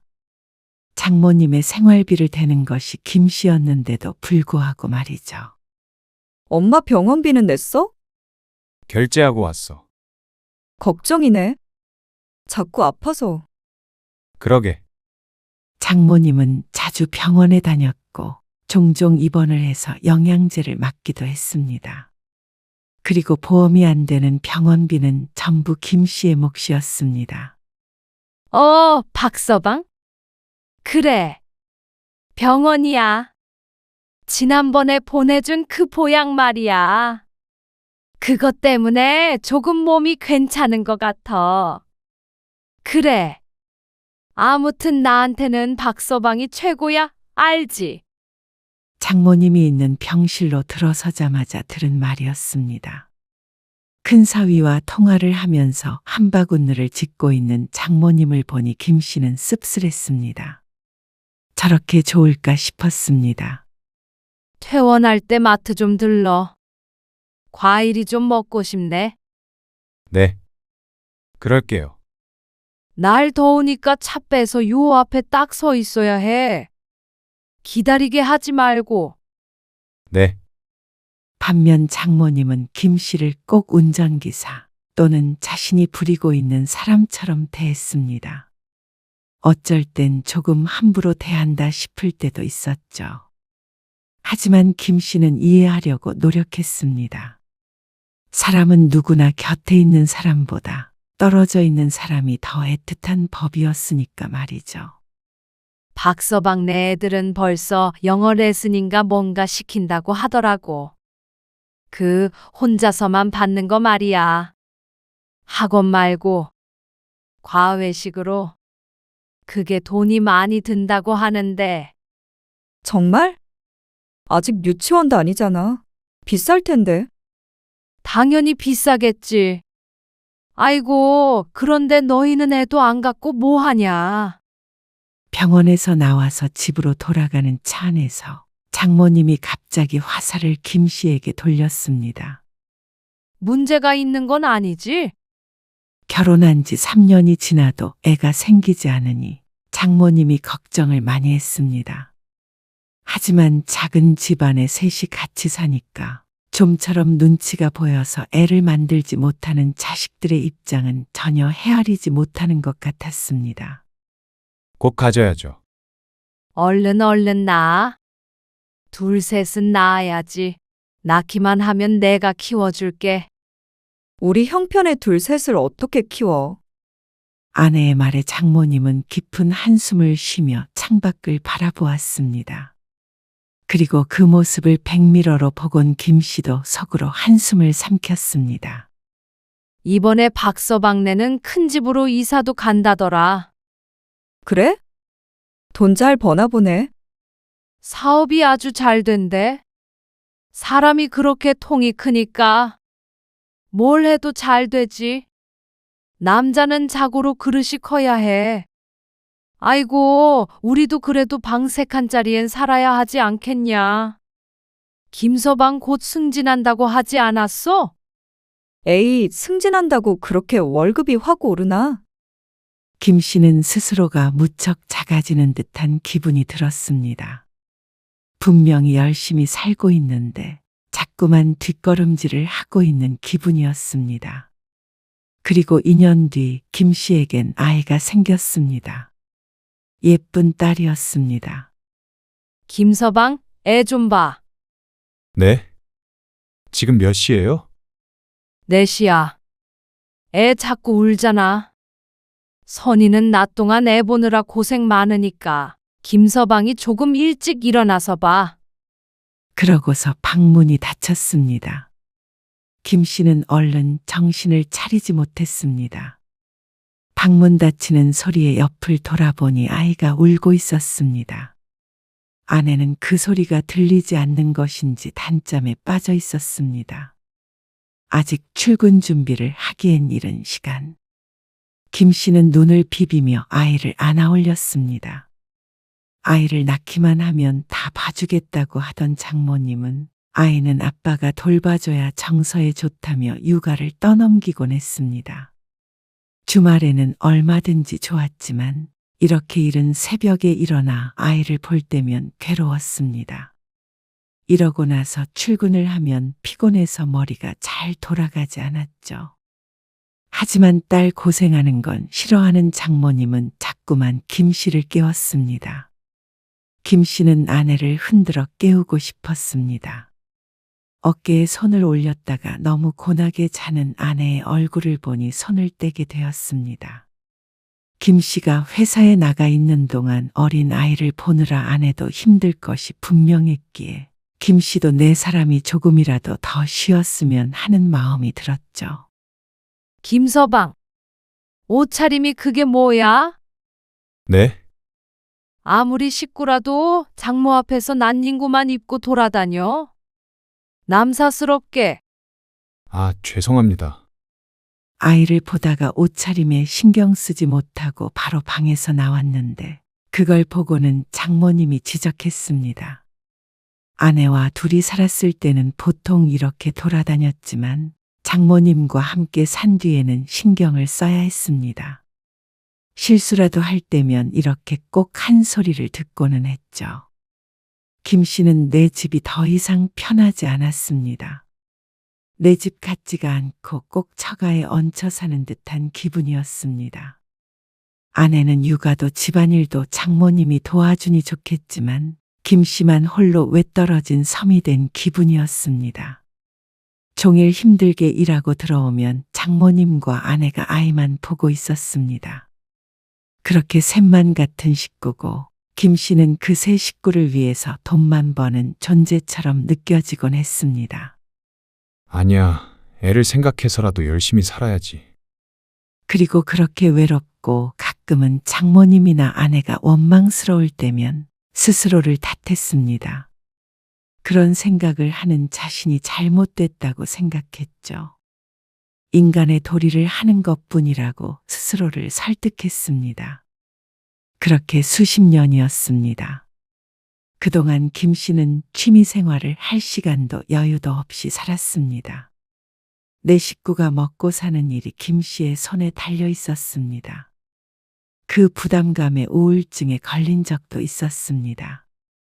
물론 우울증에 걸렸다는 사실조차 아무도 알지 못했죠. 그렇게 악착같이 돈을 벌어서 저축도 하고 장모님의 소원처럼 방도 하나 늘렸습니다. 그러니 어느새 거울 속에 주름진 얼굴이 보이게 되었습니다. 그러면서 또 한 번 경제적으로 휘청거리기도 했습니다. 뭐라고요? 딸이 대학 입학을 앞둔 어느 날 장모님이 김 씨를 앉혀놓고 하는 말에 김 씨가 놀라 되물었습니다. 그리고 장모님은 대꾸를 하지 못하고 방바닥만 바라보고 있었습니다. 옆에 있던 아내가 오히려 장모님을 감싸며 말했습니다. 아니, 엄마가 그러려고 그런 건 아니고. 나쁜 건 그 아저씨야. 장씨 아저씨, 알지? 알아, 아는데. 장모님이 무슨 돈으로 그분 돈을 빌려주셨는데요? 지인의 부탁에 2천만 원을 대출받아 빌려줬다는 장모님. 그런데 돈을 갚아야 할 장시인지 정시인지가 잠적을 했다는 말이었습니다. 그동안 자잘한 사고를 많이 쳤던 장모님. 그리고 그걸 무마하기 위해서 동분서주했던 김 씨. 김 씨는 그동안의 일들이 머릿속에 주마등처럼 스쳐가는 걸 느꼈습니다. 장모님은 그런 사람이었습니다. 스스로 벌지 않으니 돈의 무게를 몰랐습니다. 남에게 함부로 돈을 주거나 빌려주었고 김 씨에게 함부로 손을 벌렸습니다. 김 씨 부부의 살림이 은퇴를 앞둔 이 순간까지 여유롭지 않은 이유에는 장모님이 큰 몫을 차지했습니다. 딸의 대학 등록금을 내야 하는데 장모님의 빚까지 김 씨의 어깨 위에 올려졌습니다. 그날 김 씨는 처음으로 삶이 힘겨워 그만두고 싶다는 생각을 했습니다. 언니한테 좀 부탁해봐. 안 그래도 엄마가 형부한테 말했나 보더라고. 근데 몰라. 사업 어렵다고 힘들겠다고 그랬대. 그렇게 잘 산다며. 지영이는 유학도 가 있잖아. 형부 말은 그래서 더 경제적으로 여유가 없다는 거지. 그래봤자 김 씨네 사정보다는 나을 것이었습니다. 처형은 늘 그랬습니다. 가끔씩 좋은 선물 하나씩 주고 자식으로서의 모든 의무는 김 씨 부부에게 밀어두었죠. 너무한다 생각할 때도 있었지만 모시고 사는 김 씨가 책임져야 한다는 생각이 더 강했습니다. 그런데 어쩌면 어리석은 것은 김 씨였고 처형 부부가 똑똑하게 삶을 살아가고 있는 듯 했습니다. 장모님의 빚을 갚느라 김 씨는 또 몇 년 고생을 해야 했습니다. 그런데 그런 김 씨의 노고를 알아준다면 그렇게 힘들지 않았을 것 같았습니다. 그맘때쯤 회사에서는 구조조정 바람이 불었습니다. 건설 경기가 급격히 악화되면서 50대 직원들부터 정리해고 대상이 되기 시작했습니다. 그리고 김 씨도 거기에서 자유로울 수가 없었습니다. 매일 아침 출근할 때마다 김 씨는 불안했습니다.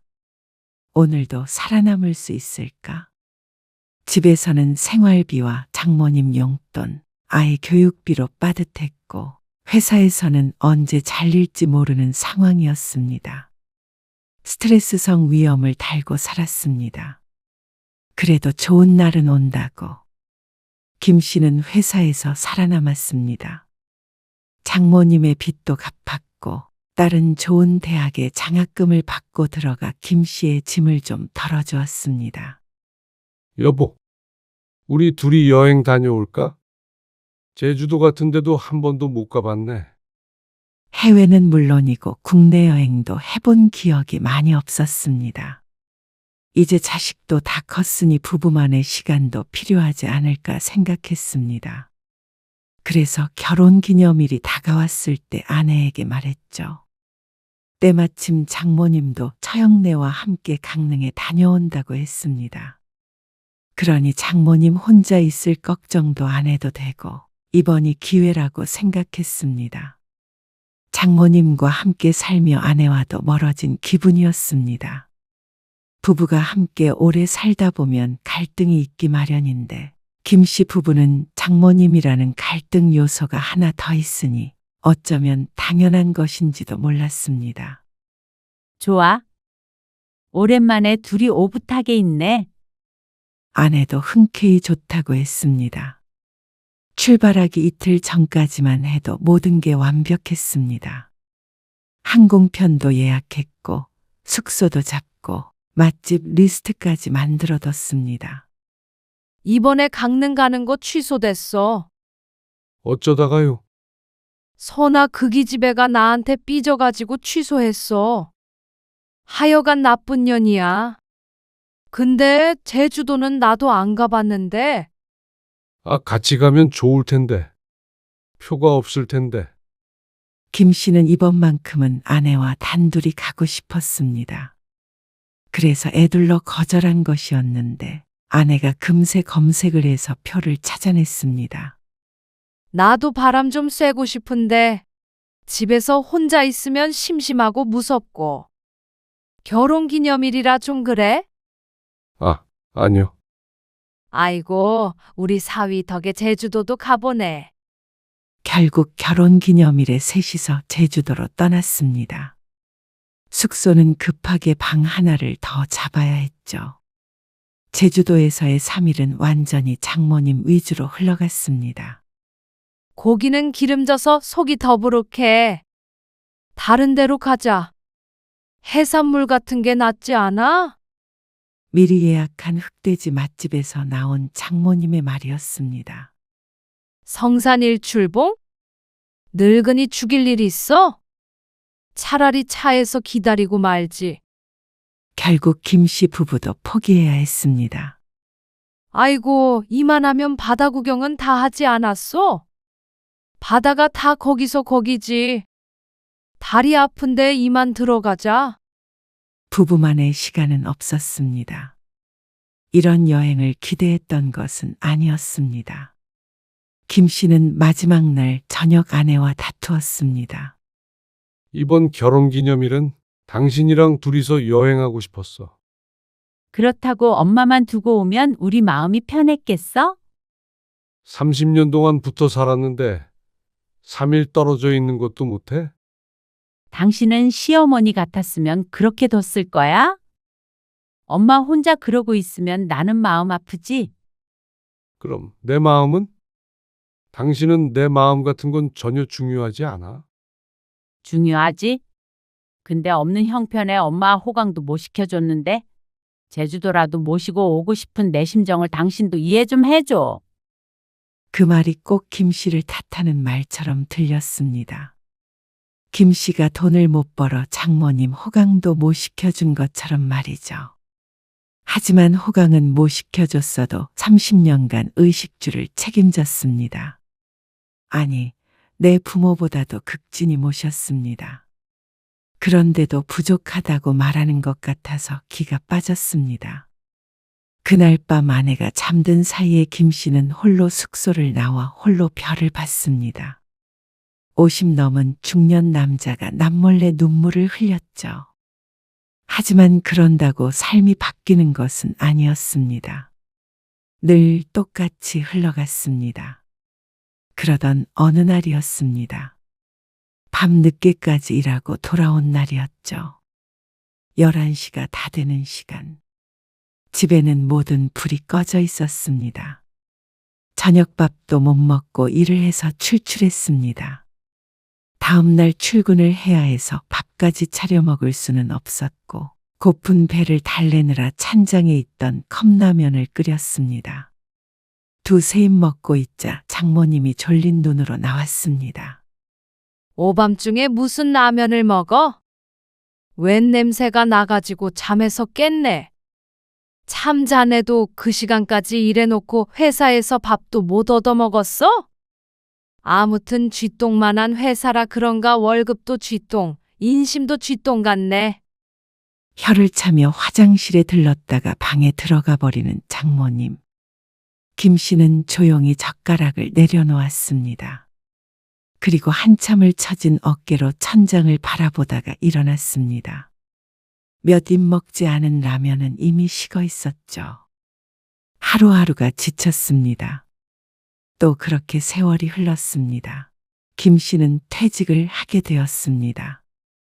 그리고 퇴직하고 얼마 안 되어서 장모님은 치매 초기 진단을 받았습니다. 처음에는 가벼운 건망증 정도였지만 점차 심해져 갔습니다. 80이 넘은 장모님은 치매에 걸린 이후 거동까지 더 불편해진 듯 했습니다. 아니, 점점 아이가 되어가는 듯 했습니다. 김서방, 내 놈이 내 지갑 훔쳐갔지? 지갑을 훔쳐가다니요. 박서방이 나한테 사준 지갑. 이 도둑놈이 훔쳐갔네. 아니에요. 장모님, 달려들려는 장모님을 제지하느라 애를 먹었는데 아내는 그 옆에서 자신의 엄마가 이렇게 변한 게 괴롭다고 훌쩍거렸습니다. 얼마 전에는 딸이 독립을 했습니다. 제 할머니의 등살에 못 이겨서 집에서 멀지도 않은 회사 근처로 방을 얻어나갔습니다. 그리고 장모님을 돌봐야 할 아내는 손을 놓고 있었습니다. 당신이 집에 있으니까 장모님을 좀 돌봐드려야지. 어딜 그렇게 다녀? 간병인 있잖아. 나도 숨 좀 쉬고 살자. 간병인이 완전히 공짜가 아니잖아. 지금 돈 때문에 그러는 거야? 그것도 그렇고 모르는 사람보다는 당신이 나을 거 아니야. 장모님 그렇게 불안해하시고 자꾸만 딸들 찾으시는데 나도 힘들어 죽겠어.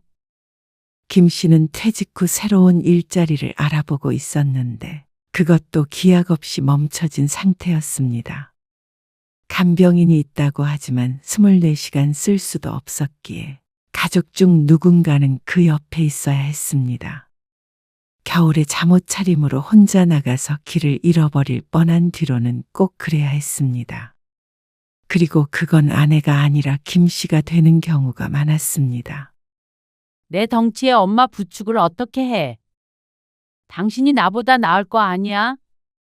장모님이 아내보다 풍채가 있다 보디 힘에 부친다는 게 이유였습니다. 하지만 김 씨가 장모님을 돌볼 수 있는 데에는 한계가 있었습니다. 씻기는 것이나 옷 갈아입히는 것도 할 수가 없었고 그렇다고 밥이라도 잘 차려줄 수도 없었습니다. 당신은 일만 했지? 집에서 할 줄 아는 게 하나도 없어? 아내는 그런 김 씨를 타박했습니다. 아내도 아무래도 치매에 걸린 친정엄마 때문에 스트레스가 심한 모양이었습니다. 그래서 이해하려고 김 씨도 노력을 했습니다. 하지만 아무리 아내가 뭐라고 한들 이제는 한계였습니다. 더 이상을 버티기가 힘들었습니다. 장모님, 요양원에 모셔야 할 것 같아. 뭐라고? 요양원? 아내가 믿을 수 없다는 표정으로 김 씨를 바라보았습니다. 장모님도 그게 편하실 거야. 그리고 우리도 우리의 삶을 살아야 할 거 아니야. 이제는 어떻게 그런 소리를 해? 요양원이라니? 우리 엄마를 버리자는 말이야? 버리다니. 그러면 정신이 온전치 못하신데 우리가 언제까지 돌볼 수 있겠어? 하는 데까지 해봐야 할 거 아니야? 여기가 하는 데까지 해본 거야. 아내는 배신감이 느껴지는 표정으로 김 씨를 노려보았습니다. 그리고 그건 처형도 마찬가지였습니다. 주말에 처형 부부가 집으로 찾아왔습니다. 엄마가 둘, 아니 애까지 셋 뒷바라지 하느라 평생 얼마나 고생했는데 이제 와서 요양원에 보내자고 할 수가 있어? 참 허탈했습니다. 모두의 기억이 다른 것인지 김 씨는 자신이 평생 장모님을 모시고 살았다고 생각했습니다. 하지만 졸지에 평생 뒷바라지 해준 장모를 버리는 천하의 쓰레기가 되어버렸습니다. 그럼 모시고 가세요. 요양원이 그렇게 안타까우면 이제 처형이 좀 모시고 사세요. 그러자 금세 얼굴을 바꾸며 말했습니다. 아니, 우리는 금전적으로 힘들면 우리가 좀 도와준다고. 그 말하려고 왔는데 한 달에 생활비 50만 원씩 주면 되나? 한 달에 50만 원의 치매 노인을 돌보라는 건 가혹한 말이었습니다. 그 돈으로 해결될 것 같았으면 오히려 김 씨가 50만 원씩 누구에게든 주고 싶은 심정이었습니다. 거절하자 또다시 윽박을 지르는 처형 부부. 제가 30년 넘게 모셨어요. 생활비, 병원비, 그리고 빚진 것까지 제가 모든 걸 책임졌어요.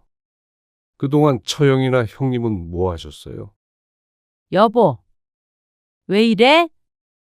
당신도 그래. 말로는 요양원에 모시면 안 된다고 하지만 당신도 힘들어서 나나 간병하는 분한테 떠맡기고 있잖아. 내가 떠맡기긴 무슨. 당신 그러는 거 아니야. 우리 엄마한테 그러는 거 아니야. 당신이 우리 엄마한테 해준 게 뭐가 있는데? 나한테 해준 게 뭐가 있는데? 남들처럼 명품백 한 번 사줘 봤어? 해외여행을 시켜줘 봤어? 근데 왜 당신 혼자 희생하는 것처럼 말해?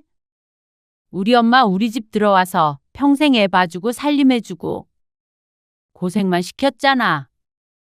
마음껏 여행도 못 가보고. 하지만 그건 김 씨도 마찬가지였습니다. 사회생활을 하며 한 달에 자신의 몫으로 받는 돈이 퇴직할 때까지 평생 30만 원을 넘겨본 적이 없었습니다. 하고 싶은 거 하나도 못 해보고 달리 취미도 갖지 못했습니다.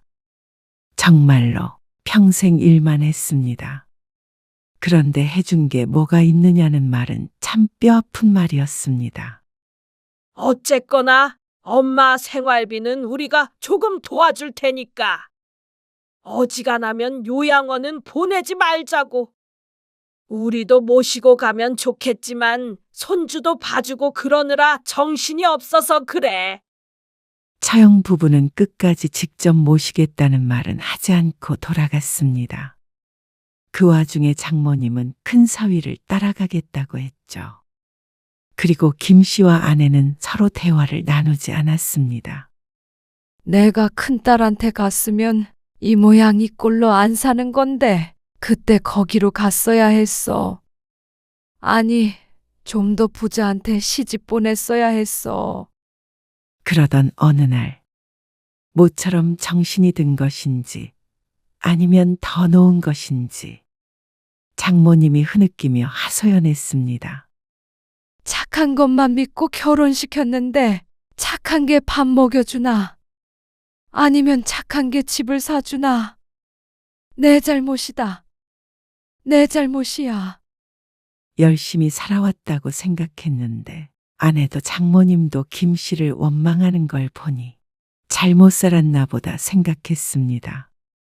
정신이 온전치 못한 상황에서도 그런 말을 하는 걸 보면 그게 장모님의 진심인 듯 했습니다.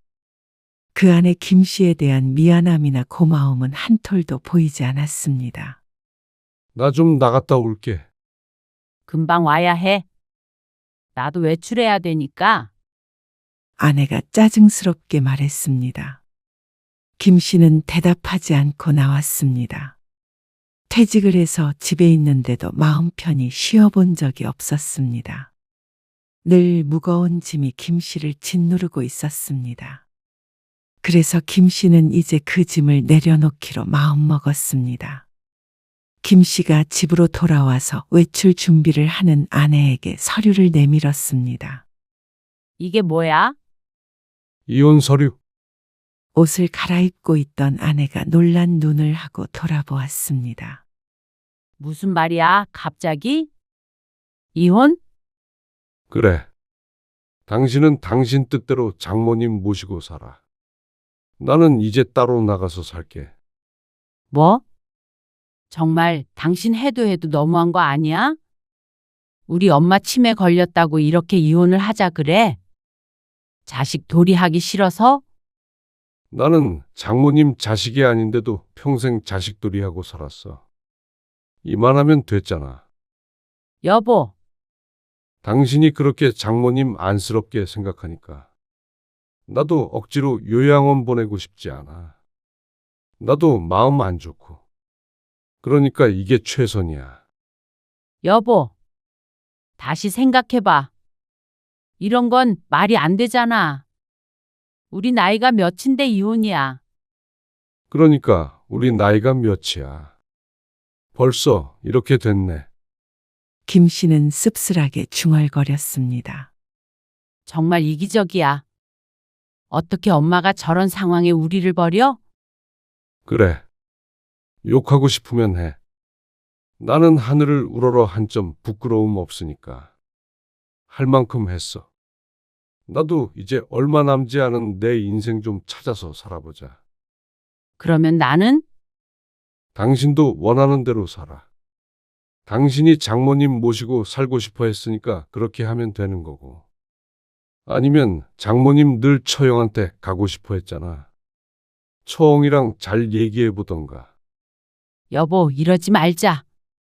애가 결혼도 안 했는데 우리가 이혼하면 어떡해? 나중엔 아내가 김 씨를 설득하려고 했습니다. 하지만 김 씨의 마음은 뜨겁게 타다 못해 이제는 하얀 재가 되어 차갑게 식어버렸습니다. 아내가 후 불어 날아가 버렸죠. 내가 능력이 없어서 그동안 호강 못 시켜줘서 미안했다. 근데 나도 단칸방에서 혼자 살더라도 내 집에서 마음 편히 살고 싶어. 그러니까 이만 갈라서자. 김 씨의 진심 어린 말에 아내는 아무 말도 하지 못했습니다. 그리 넉넉하지 않은 형편의 재산 분할까지 하면 앞으로 잘 살아갈지는 의문이었습니다.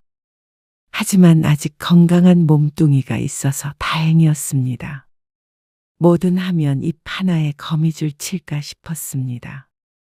아내는 장모님을 모시던가 요양원에 보내던가 하겠지만 경제력 있는 자매가 있으니 어떻게든 해결이 될 거라고 생각했습니다. 당신 나이 먹고 남자 혼자 살 수 있는 줄 알아? 금방 후회하게 될 거야. 그때 가서는 나도 당신 안 받아줘.